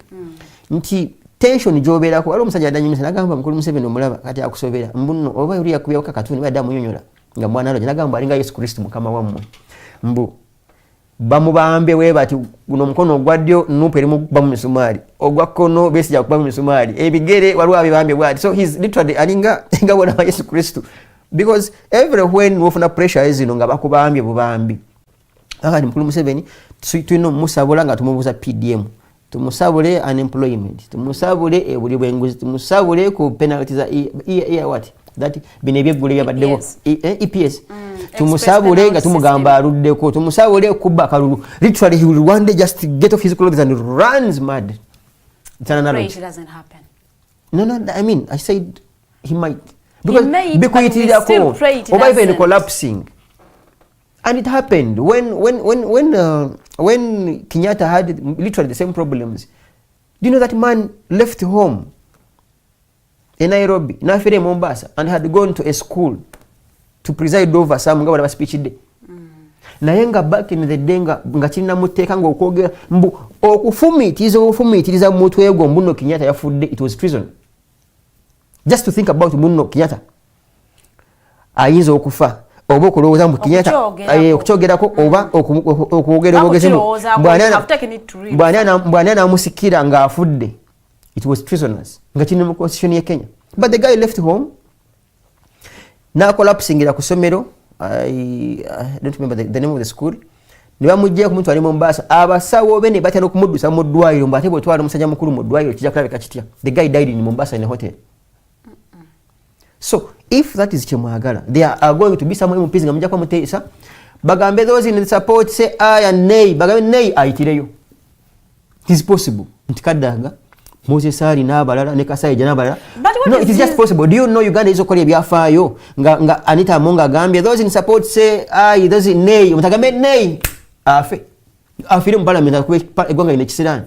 It will be unfortunate. But also tomala bamusajja mukulu ngo papa rumuteze nga gudde ekigo Moses Ali yayinya ku lupapula neri musale ekigo pa nayika. Did you see that man? We saw, but I'm just saying that olupapula n'omwana omuto w'emyaka 15 ojjukira akavuya kali omuto gikwatako siga kabawo kati kaddagalaga tegwa mulambo ne Moses Ali. The thing she's the one presiding over parliament. No, what I'm saying that ngumi ekaye munda muli and she really sits kati ngumi katuba mara ya uzumiani zake tell me just kadaga just need to say we. So by and large it is to say we respect our colleagues and our elders in this government, and with that respect tubasaba baleme kulemera wano ku basa katika daga ku bugagga bwayina ku magezi gayina. I want to see a kadaga ngari kamuli because I saw even some of her hotels bambinga aine mirembe nga bola ba specials abaliwa in Gayaza Road. Yeah. That peace nga bola bamanya mushega bwali mu farm ye bambi they did their contribution. No, was a kiri mukupushinga abantu bana abakuliridde okubanga bakyeremeza mu bifo bye balimu. Mururu and also now they see themselves as not simply being in power but part of the power. Nti tebafuna nko birowoozo omuntu egwabwe nti asobola okubeera nga tali mu gavumenti. Nja kuwa example y'omusajja omu but tebakubya nko birowoozo byabwe nti they can survive without the government. Then it is not about Mululu, it's about their poor planning of for the life after government. Ne mukama waabwe tabayambi tabawadde kyakulabirako. Mbali ngenda kuwa example ya oh god the name is gone. Musajja wentunga mu his god Elia Kategaya. When Elia Kategaya crossed from government to FDC yavuga motoka nagenda ku a petrol station Total in particular nga tudde mabegane munene mulungi nga mugulumivu ne bateeka mu full tank nejjula. Back in the day nga tayina escort nga just driver because he lived in government. Yes. Kati ko driver we namugamba honorable mpaku said sasula mafuta namubuuza weerabidde mu government ija kusasula ko driver twavaayo ate tukyaliyo. You mean like he had become very comfortable nga ye tajjukira nakujjukira mbere avudde mu government era naava musajja mukulu nagenda wa manager wa Total petrol station ahia apparently mutisi wampeewo wano nga ku Africana munagende wa manager namugamba namulaga iri agamba omanyi biki nze kati Elia Kategaya naye omwana likakumyewo sente. You get yalimweyo state ngamanyi okimanyi okutandikira ku bantu bamwe bano okutandikira ku Anita n'abalala. In fact balina tuwa midali for us we have survived nga tuli mu government ensi netukuba left right and center nga batoloza n'emisolo netukyaliwo nti abamu ku basajja bona bakazi abo omwezi gumu bweguti nga tabali mu government asobola n'okugwa eddalu. Nti kati gwe kwadde example ya Elia Kategaya era ensi bwe yamuyitirirako nadduka emisini nadde wa mukama we wa obiwe nava mu FDC. So ne bana abantu ye mbeera gye balimu tebalowooza nga nako kati kaddaaga okuloota nga talina liddika alaba nga tekisoboka nga temuyita maama alaba nga tekisoboka. Kale katugambe nti bo balina omululu. How about ababalonda abalonzi?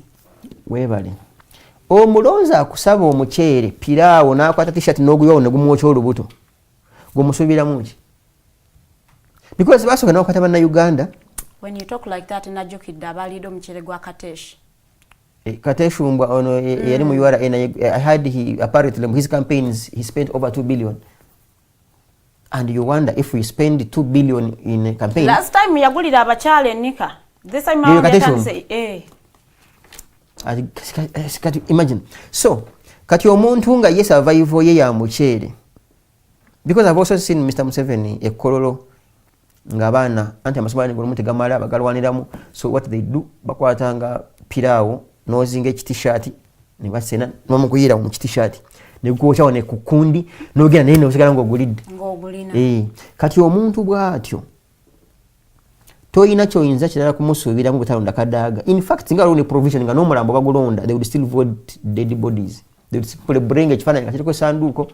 Era bana Uganda bamulonde. Yeah, because but if then as a country, because if the president can go to Busoga nabagamba niwe muno kasaba nga tayogera kasaba bagenda kola gamba nagamba I support. That's the president. Kati ogamba tewa singa wabera omuntu mulanga mukujju nagamba nze mulonde ne mulonda mirambo. Because na Uganda bajja kulonda. They would vote them. Kati ngesi tugenda kuyinza tyo okweja mu yembeera.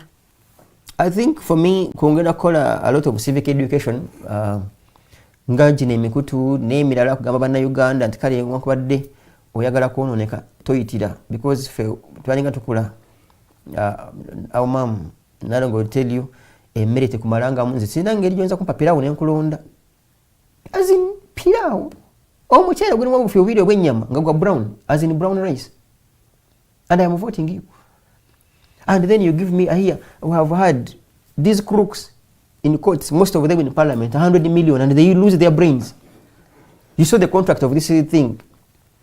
It is trending. Yes, it's no longer a secret. Literally, it is pure business. In fact, yesterday, when it came out, nifuna kakilipuka ota feeling agamba ya wanikani president, namagamba byo bino. Tewa mudanganamu. Some crooks sit somewhere. Na kuba makafala inagamba tufisha sente, na tuwaira Museveni, ati bami na imukuru. Wani mutabisoma namu. That's why I told you. Signature wana bamanyi signature ye mu set house omo. Which is possible. Manyi bisoboka. Basobola kuza nyabu. So he gets surprised. Okay. In a country where voters vote basing on their stomachs, then we are headed for the worst. But also nga tukyali ku nsonga eya bibina byobufuzi aba NUP bafunye olunaku lw'eggulo their delegates conference nga bazza obujja abakulembeze bwabwe oba obukulembeze bwabwe era abasinga ku bo ababadde mu bukulembeze obukadde bakomyewo. But the gist of the matter that I want to talk about NUP is that abantu baabwe abaagala okwesimbawo mu bifo ebyenjawulo tebabasabye ssente as compared to other political parties. Ate ng'owandibadde olowooza nti ebibiina bino bibaddewo biruddewo, they are more established okusingako NUP, nti byandibadde nga bibeera lenient to Ugandans ne batabasaba ssente nnyingi nnyo. But unfortunately bw'owuliriza omukulu akulira akakiiko ka Electoral Commission mu NRM Tango Doi nga yogera nga replying abantu abamu abadde bagamba nti babasabye sente nyingi, you will feel touched. Nga tunoolira, what is your say, what is your take? Ekisooka kya byonna there's nothing wrong for a political party okusaba candidate sente. It's not wrong. There is nothing wrong in it. When I was contesting for MP in 2011, then what makes it right? Auntie, I'm explaining to you. When I was contesting for MP 2011 under FDC ticket and IPC, we weren't asked for money. We were not, because first of all, I was 25, I think, in 2011. The FDC, by then, basically was the president of the party. Never sound angabuli candidate. Mubwavu bwabwe at the time. Ngamwe mitwalo makumi aga. You can imagine 400,000 buli parliamentary candidate. Asisi kuyambe kufuna posters nga bili, maybe amafuta ga boda to campaign. Bojja kuba n'abantu ba NRM. First of all, still ndowooza in fact ne nomination fees eza EC by then zali mitwalo 2 FDC nga yezikusasulira. Naye omuntu yandiyebuuzizza singa toteekayo yadde kya 2 bo ba fundraising batya sente ezo ab'ekibiina. Ekyokubiri, that is the contribution and the commitment as a member gy'olina okulaga gy'olina okuwa ku party yo. Kubanga kyetedde obunaku bwa kuno n'okukulemberwa abawumbatuutu n'abantu abatatufaako, because buli kimu beba kyeteramu. That's why a political party beba yakumentinga nakuba ko kyekutera ku meza cannot bring it to order. But then let's analyze the impact. Kamalization. Obuzibu ebuva is exorbitant charges. Naye also a presidential material atasobola kuva mu million 2 nga commitment ngo bwana badde omusingo sigala yo gendo kulembere banigina as a president. You are only looking at million 2 zetuwe ekibina. How about 2 gengendo okuwa EC? No, togenda gabawa. This is the point. Boteka ya 2 ku political party takes charge of you. Era ne FDC basically back in the day, I think it was 5 million or so baba muntu. But we stay kayo as a nomination mu EC political party yezikuwa. Ne parliamentary candidates wa buli political party abana bera bafune flag. Political party again basasuira ki? Nomination fees. I can tell you authoritatively because I have been there and I know that is how political parties run. Kati musajja mukulu ye with due respect batula wampozi bana ba red. Aba red? Ka wane kavule. Batula kavule. Omanyi abaana abo n'abavubuka abo n'abasajja abo n'abakyala abo. Even when lubagala okola ebintu byamakulu olumu bakisussa ne bagala bakole kabampaani. Kabampaani wagendo bamenyera we wano. Bogulawo nga teri Kaya district kali akantu akatontono akabaako abantu bekaggalirayo n'abalake bakkiriza. Ogenda funa ebikenembi biyenje munyeera sembera wano. You know that Kalango I have sometime akate mese. Nti bosawo Kaya district kali wakisa mtwalo nga 10. Because kijja kuleetera okubaako ne some commitment. How would you run a political party? Mr. Chagulanyi, Neru Bongoya and the fundraise. But we are against fundraising from foreigners for fear and tujja kugendera ku ntoli zaabwe. So bofuna because NUP is one of now apparently it's I think the second most popular political party in this country. Ngojja ko NRM. NUP become secondary. Njaya kutegeza Mr. Norman. NUP yategeza they don't fundraise from foreigners. They fundraise from Ugandans abroad. Yeah. Okay, katugende dawo. Nanti kucho yagadde okutegeera. No, it is what they told Kati nze I am against NUP obutasaba abantu kasenti. Nibijja bade mitwale 5. That's the commitment. It was a wrong decision for them. It was, it remains. Ate bajja kukyejjusa because they may not have exact budget okurunning their activities nga abantu abasubscribing. Era kye kimu kubyasulanga ne FDC. You can't just be there because I remember FDC yagabanga kadi zaabwe. I think ni wagamba naye no tekijja kukola kale wakiri omuntu asole sinjiro 10 for membership kati gwe kyekikolaga mboli waffe kwera just muntu wena akakofiira na umbrella abana kisumulizo kuba obuwagizi bwana no yawo mubiri no toyawo mubiri gokka yawo kona akasenta katono because waliwo omuvubuka eyo mu NUP nga yesimbyewo nga tena na kyabiri ninga asobola okufuna maybe mitwali 5 then if NUP emuyambeko ebeko kemuwa to push the struggle further. So for me it was a wrong decision.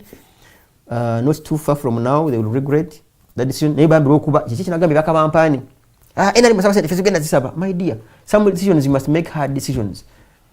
About NRM because most of them are crooks and about NRM because most of them are crooks and the batu bienyo abana basa million na 2 kukisiba kwa MP. Kati anita ni bantu musaya akawumbi. Isn't there a young person nga alimu NRM nga yagala kwesimba okuba MP? Not because abadde ku system ebba, but they have just joined a political party that they want to identify with and they are coming as one of the members. It would literally be ideal if Chandikoze singa NRM was using the benafu negamba bobanga bakole selective policies which also applies in governance.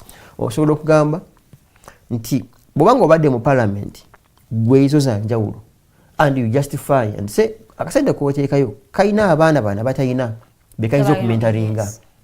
You get kati for sure kati anito musabota million 3 naye asasode 3 and should even pay million ngabi 5 because azikunganya Kadaga kuva 1993 Kadaga has been in parliament for 36 years. Kadaga mwine na musa million ngabi na babata yagala abireke. The reason why we are looking at NUP's policy as good because it is inclusive. Teina kwesibiddeyo gwe mufuna mpola bakuwadde omwaganyo okwesimbawo nawe inezizo weewulire ssente weewulire eryanyi nawe bakuwadde omwaganyo and it is what we have been advocating for policies to be inclusive. I repeat completely nga goleta mtu wego okwesimbawo tekimala nkugambye baka katono ko wayo tukujajingiro ko munawe kekano ka commitment kokola ki ko sobola I am not saying eri ekibiina kubanga at the end of it all nupo ejja kwetaga sente supporting Kyagulanyi parliamentary elections. At the end of it all nupo ejja kwetaga sente million wazinda basatu bwebanga batuufu nga tebatulimba mubagenda okusimba buli constituency kujako MP betaga billions and billions of money to nominate a minimum of 400 plus MPs. Where do you think in your view Nupo has the capacity to fundraise that money millions satu eteke abantu katugeze bina mu constituencies ezo woman MP ne directly elected MPs then evewo ne ba councillors ne do you think no ekitasoboka kiri nti because they have not paid money for nominating one of picking interest forms ngabagenda bagamba besasuli bano benyini besasuli nomination fee ku EC maybe babanga checho nga kyabagamba na it hasn't come out clearly most likely do you know what hasulu because as a political party I don't think they have that capacity but also okubanga bawadde omwaganya abagala okwesimbawo nti tosobola kujja kwesimbawo Mr. Norman nga tolina sente zigenda ku nominating nga ku EC nga gwe suubiri oli kankuwene kano watu kamanyi anything a party whose ideology I believe in by the way Chanjawulo with subscribing to them directly a party whose ideology I subscribe to passed some bit of a resolution in I think the previous election nibagamba abantu especially abavubuka nti bagende be nominate basasole mu EC basindike receipt ANT yomalozifune zibaddize tumanyi misinde jale kwa vubuka ngati baziyina so chances are nope yandigamba abantu baya bana bafunye flag mugenda we sasule nomination bagambe sasa Mr. Fada sasa wode kufuna sente ze nominating because it is likely so kwe walebyo osawe mbere gamba obita sawo room because it is possible omuvuka no kufuna flag ya Museveni namukuba akama nagana naye kwasa nagamba sawa neseza nomination kati kukijawo buli muntu ajiza okufuna flag ya asawe a basic amount obukunganye omugomena mu flag teye kwasa mu nominating now someone who doesn't have nomination fee aine sente zigenda okuget kutambula constituency ye jagya ola bowe kubyendo kyekiri okubereza mu discussion wekanga gwe kenyini wekubyendo nga nawe kenyini oli side yange kati genda no I have never seen because omuntu atasobodde emitwalo ya D5 kugiteekayo nga commitment muno amwe flag yo wa councillor okay tumuleke dekwa MP betaga gundi byabakanyuma yagala millions satu nali mu kalulunza akekyalo the minimum you need wanga amazima katonda kutandika omukisa ekitone yotaga million 2 ku 3 minimum 200 millions minimum either ngoli musabi nnyo oba oli musamize nnyo I think this world is run by those two powers o musabi nnyo omuloge nnyo so ino kwanga wekwatako ekimu ku byo either ngoli musabi nnyo oba ng'ologa nnyo okuyita mu kalungu ena million ebi naye obanga tulina byo ekimu ku bino ebiri weetaaga ebi kati imagine nga wesimbye kateshumba bayo katesho yogamba in fact okay tusoke tumuleke I was reading a report by ACFIM about monetization in politics. Yes, monetization of politics. Yeah, nebagamba mbu mu kalulu ka 2010 I think kali ka 2016 paka 2021 if I'm not mistaken Sam Kutesa spent close to 2 billion billion tewera buwumbi bubiri ze million 12 kati gwejjawo n'omutwegwo n'oluzungu olulungi n'ebirowoozo bye birungi omwesimbeko owulire ote kubanga oli mulogo nnyo obanga oli musabi nnyo olondako obulogo maybe either ologe gwesimbyewo naye agweddalu ave mu kalulu oba ologe akalanga nga obwakuteesa alaba bubwo agwe mu katwewungu nga alaba obwakuteesa bubwo kati awo oyo omuvubuka gw'ogamba yesimbewo. So I think for me by and large obuzibu bukyali bunene nnyo. Nope should think twice, which is like a cricket now too late wamaze okugulawo kubanga ekikinagambe kyakabampaane olumu kabampaane osooka n'omuleka n'ogamba what is practical and what isn't. So for me, it was a bad decision. Nope, should have asked people because naba yaye bako na bafere mu byofuzi baduse bamanyi bofuna akakofiira ako yitabo nenga mutima babiba jonga ba yero ngaba NRM ngaba bise bamanyi Bobi Wine ne flag ye eba isawo nenga mutima siba NUP bavunda dda basinga ne kuli enve ya yero nga munda ba yero kati nawe abo bafunira aba green nawe abo bafunira babeko kibasasura party so that bali babagenda nga kola decisions zabwe zekisirusiru nawe omanya muti wateeka muzizo bateeka muzaabwe waliwo bana aba crossings abavudde ba isabire agga nga not because they believe in the ideologies of NUP but because they know the ticket eja kubaza it cuts across waliwo n'abali mu NRM nga omutima olabe bikolwa bandi badde ba opposition niyo kwati kino kiyero balinga eri lwenge wa face manyanga eyo kati for sure would you consider think asimire an NRM Tinka ayinza okubanga is an NRM who is objective kiteri objective yamu I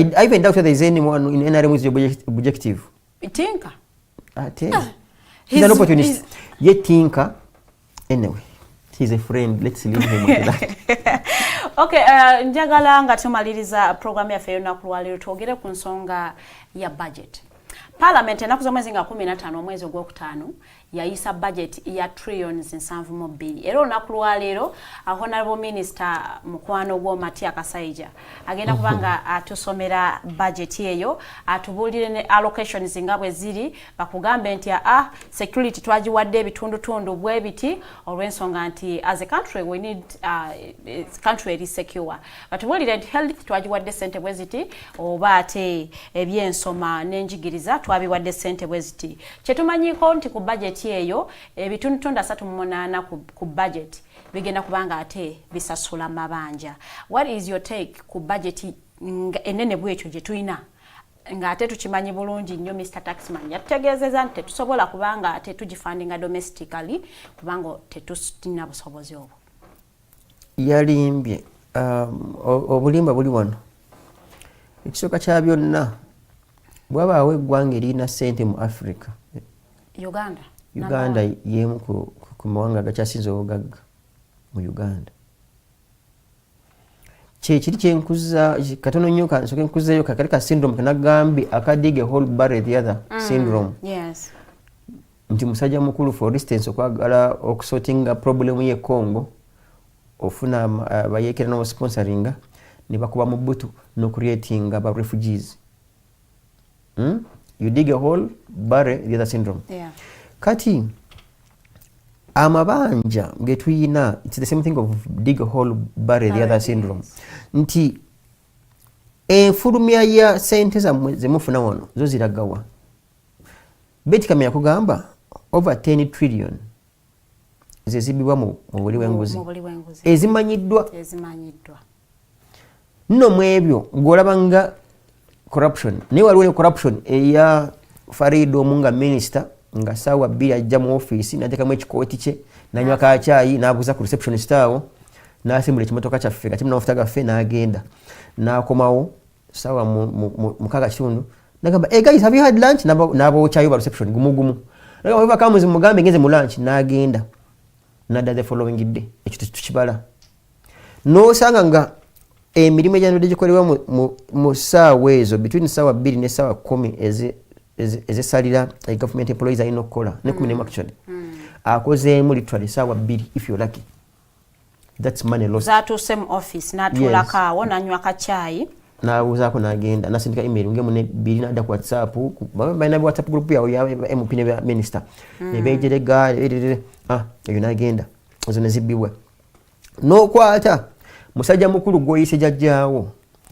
ng'alina convoy ya motoka nkaaga you get na buli omu manyitako amafuta buli omu alina aba SFC abasirikale bafuna allowances buli batambula eyo neddaawo n'ofuna parliament ng'erimu ababaka 529 on an average back in the day MP on an average nali mubaidde million 2 mu myaka 5 ekisaanyi ky'emyaka 5 abeera mu 1.2 billion katugenderaawo 1.2 billion times ababaka 529 a very huge parliament very useless in substance and content all that money natika nkumenya menanyeraho your budget nti no musajja mukulu yakulimbye nawe nokkiriza mbu tetusobola kufandinga budget yaffe tusobola how kwati ekiyumba kyammwe ekyo ekijjuddemu abantu abo 529 okiwe nze by the way simanyi bane MP wange bakyali mulamu oba yafa oba abeera bweru I don't know.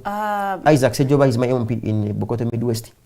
I'm using it as an analogy to establish kabaga kama aliko speaker wa parliament nga bagenze kufukamira batera okuboneka tuwadde kalunga kanazira kujja balabika simanyi maybe baboneka. So do you know Ruwengo as a district nebo jigatako kalyantonde no jigatako kalungu katugeze n'obulala MP omufa batumala. Even Greater Masaka can have one MP. That even if you considered having one MP per district, as in one, kale byonone tufune babiri omukazi n'omusajja aba tufune parliament kirwa abantu nga 225. Do you know how much money we will have saved between ba MP ebibiri ojeko bitano get bitano 29 yala ko bibiri osigaza bisatu 29. All that money is ours as a country. Wala bati kisajja kisacha kunama that chiman sacha mukama that guy there tebachi omulimu gwa assistant RDC or something. Uganda balamu districts never assistant RDC zabatayina makuru bwe batyo. Save all that money. You take education or whatever Uganda can have a date. Mukuru Museveni jajja nga bomuyise motoka nkaaga ne babira ko ne motoka 8. Okay ni mtu mu 10. Do you know how much money we shall have saved? No njogede ku musalo wa MP. MP bwato kimanyi kanchikujukize tumwa milioni 2.3 203 million to buy a new car. Gwo kimanyi mbuno nalukola no segiri nyagenda okufanga afunye sente ezo nalukola yafuna bwe tufuna by election nwajumla afuna constituency mtu ajitade million motoka 3 like sure for crying out loud when do our heads work? So we know when they work at this time was speaking to the current realities of the country nti ebyo byonna Mr. Norman byoli mu kwogera sibye ebiriwo era sibye bigenda okukolebwa nti the current realities ekindi kawano Farida n'abatulaba kyekino kulaga banna Uganda nti katonda emitwe yatuwa tugikozesa na providing alternatives. But even the alternative budget yatuwa 50 trillion ne batuga abali mu government bagamba they are not being realistic. 50 trillion the same thing. Run a country. They cannot run a country so as long as the country is led by crooks. Nze nkwadde ekyokulabirako and this is simple mathematics and reasoning. Nkugambye parliament wogikwata baka bita gwenyagala ombulire MP wa kumadde omulaba kikyali yakuyambe nga gwe nembona bona mu gwanga muno. You are doing all right. No, you talk to people are watching you. Tell people you are very okay with whatever is going on in this country. So NRM should be here forever and ever. Amen. Tell the people who are watching you. But to say, when you cut our expenses, we have a lot of money to save. Bino byetukola kibanga taatawo omuzadde, like for instance, if my dad was unreasonable n'agamba tukole budget ne mutirako katugeza was a kid njagala kusomera buddo ninga kimanyi taziyina tulienga pizza lunch breakfast and supper nakwatwa gamba otyo webale munonga nakwate simu nakubya neighbor that's an analogy now. Omwana wange agala kola kino mpola because that's what is happening here. Mpola yakakadde. Yes. Kyekibaddusa ne mugenda mu magulu meeru mwewole because you are unreasonable to deal and manage your finances properly. Ne mugende wa neighbor okwewola. But if this administration was small, nga bwe nakugambye nti mukulu Museveni ayina cabinet mu abantu 8. I am sure ayina abamu batajjukira. Naye abeekanga bwekanzi nga bajjudde awo entebe nga balinga mu press conference. Nakaba, you mean all along this one? I said, okay, which ministry do you run? So bango ina cabinet ngerimu abantu 8. Oyina presidential advisor nga among others oyinamu Furufinga, oyinamu Kusasira, oyinamu Buchamani. Literally, you are vulganizing our leadership and governance question. You have become very obscene in how you manage the country. Mbusebo ne Catherine ni musasuliro omusolo. Nina all these mbaita political off layers bajjula kugundi wano ku kingdom. Obatomera osanga oja kusanga wano sekandi osanga Emilia Kyambadde osange Gilbert Bukenya Bajudao political layers, all of them, and we are paying them. So cut all of them. What is it that second is again bringing on table in as far as leading this country is concerned? We need his brains now. Second should be in Masaka, Bokoto West, Even given Bokoto his Central. experience, might give some advices. That Never to what do, but to them against a go away. Free advice. Yes, but got what. Kubanga never no bitasula. Bobe nyinti bagayina. Okay, it's because the cameras are on. The advisors that we pay do not what type of an advisor? You see, advisory should come with brains, with a full head full of brains. For crying out loud, tell me one crystal advice a full figure can bring on a table for this country to run. One crystal advice. Bweka tinga mpeke ya munyera, bweka tinga mpeke ya muchere. Oba butcher man. But we pay them, and she will put her head there, tells you in the president. She doesn't even know how to pronounce the word presidential advisor. And we are paying them. The point I'm making here is we have an exorbitant expenditure. You get? And surprisingly, it has also swallowed never enough opposition. Nsenyonyi, webamu wa motoka oba ina bidi oba satu, whatever it is, tiyagamba naye mwategedde. Budget ni nane as the law. Chira kan bateka munyo oluseke kankose motoka mukwange eri entuusa. Kwanga oba naffe twabeeranga nabo mu opposition, ngira tebayina, ngira basurvivinga. Kati amanyi kye batuuseeko mbu babe ne motoka mukaga kati wajja kunyumirwa obulamu. So then what would happen if he says no to 3 cars? No, what I'm saying. No, I want you to get me right. Nti oba mazo kusetting a precedent. Nti mite musolo byerekereza. I'm just saying. Nti we setting a precedent yeyo. So bojja no take alternative budget. Tujikiriza mu kyoyogero kitegeeza. Newe ondetera alternative budget. Nenga ne moto taziremeddemu nga nawe nalidika bichi. Then I won't nimbye. That's the bottom line. He's my friend, and for me, I tell you them point blank. But you know, Mr. Norman, some precedents don't create impact. The reason why people don't set them. A reason? No. That works to also people who are unreasonable in this way. Jesus began with 12 disciples. He didn't think it would create impact. I hear there are so many billions of Christians. But he set a precedent back in the day. We can still start small. Because Museveni and his colleagues are not here forever. They can't be. Naye kigenda okunuma. Musajja mukulu n'okuvaawo natulekera emizeeje ne tugisikira. Kubanga enneeyisa nga bwe tweraba n'abannaffe bali mu opposition n'abalala tweyisanga era bali just lwakwati tunafuna mukisa gubeerayo. Tewali njawulo. The way we are behaving in opposition, tulina njawulo egi, we are not there. Okay. The day we are there, bagamba eryokanga neetonya kubanga gwolaba obeera lopu for instance obeera just MP ordinary ng'oliino ninga amasape g'oliko kati Katonda kuyamba kuwe guno ogufi ogunene in terms of a ministry. What will happen? Oyinza osanga nga bandikolayo ekyamagero Mr. Norman tujja kubanga ate tumaliriza show yaffe y'olunaku lwaleero n'akatalekeka. No, akatalekeka okay, chetu traffic. Kankabalekire nanti kaba kitafuusa katalekeka. Akatalekeka ntosobola kugenda nga tukatugambye. Kankabalekere, it's to first of all thank you guys for creating time. Everywhere Rumuwaya kadi ntugeri Uganda, it makes more meaning we believe, but also encouraging bana Uganda kutagwamu manyi nti ekikuta obudde essaawa yonna.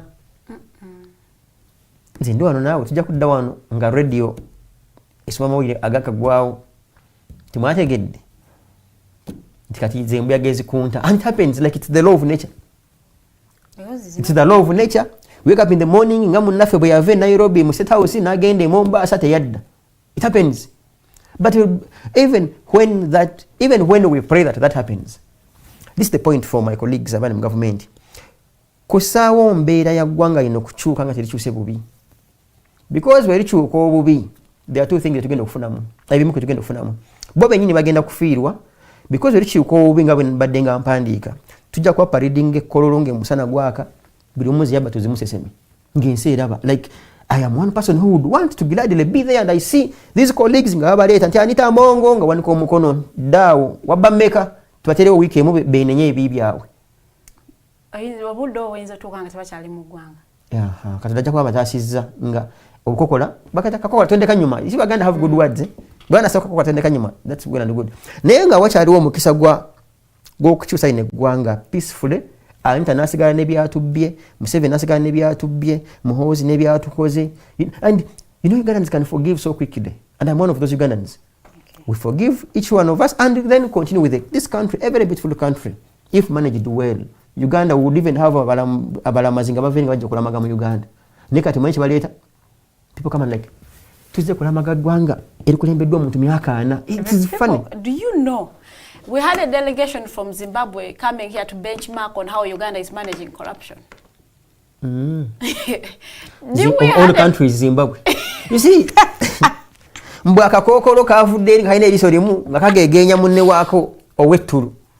No, so you might be of all the countries. But for crying out loud, of all the countries, I mean, Uganda kyabulambuzi kati because naffe batwewuunya amanyi. Okay, finally batugambanga mbuno, yeah, sure, batugambanga mbuno Mobutu yafuga abakongo n'abafuulira ddala abantu abatakyalowooza mukati bo basalawo kuba bukubi ndongo. Kati naffe wano omuntu ajja n'abeewuunya n'agamba naye mukikola mutya muyayo kukakanka buli myaka aga. N'abawa mutabani we nga CDF, n'abawa muganda we n'atwala ebyensimbi n'abawa mukyalo nga Minister of Education, n'abawa mulamu we nga pastor ate mbusimanya nga ye advisor asimanga mu byobusuubuzi. Like, excuse me, does that happen anywhere in the world? Mbuye munange mbujjaja mwami jali bwatu bwatukola n'agamba congratulations. N'agamba tugende tulabe. N'agamba katugende Uganda tulabe. We want to see that country where there is a president and the wife is the Minister of Education, the son is the CDF. The brother is wealth creation and all people go to Guru to pay allegiance, and the in-law is both a pastor and also an advisor on Nova exports. You're like, God, let me reach that country and see how that country runs. And thank you so much, Mr. Norman. Njagala okwebaza okubanga otwegase ko lunaku lwaleero. Webale nnyo, webalire ddala okubanga ate osharinze naffe ideas zezo. But when you hear change seeking agents nga nabo batunulidde Katonda gamba nti kale kikutte obudde kijja buta lumu, he will die, then gwe muna Uganda. Kugamba nti nawe ndowooza we une church. But also we cannot pay deaf ear to what is happening in our neighboring countries, Kenya. Munange bagambye they are closing everywhere kubanga ate they are seeking justice for one teacher who was killed in custody, Mr. Albert Ojwang. Onono nga munange yakwatibwa olwa statements ze yakola ku DPI wa, is it police something yono n'alagira bamukwate olw'ensonga nti yali agamba department efuna sente nyingi naye tebali kuwa accountability for that money. Omukulu oyo na orderinga okukwatibwa kwa omwana oyo Albert ate unfortunately nafiira mu custody. Kati bana Kenya bagamba tetujja kusirika, we want justice. Banongera bali mukugamba nti Ruto must go. A very good morning. Njaga okubagaliza olunaku olungi. See you tomorrow. Esawa zigenda kubeera 2 ez'okumakya.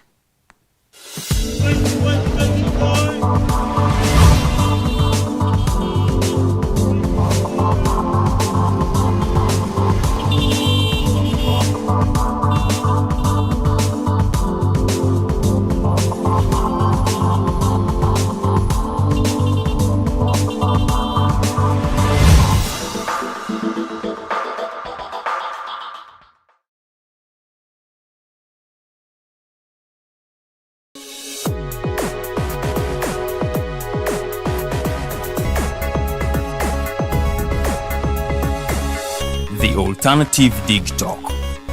Real issues, real talk.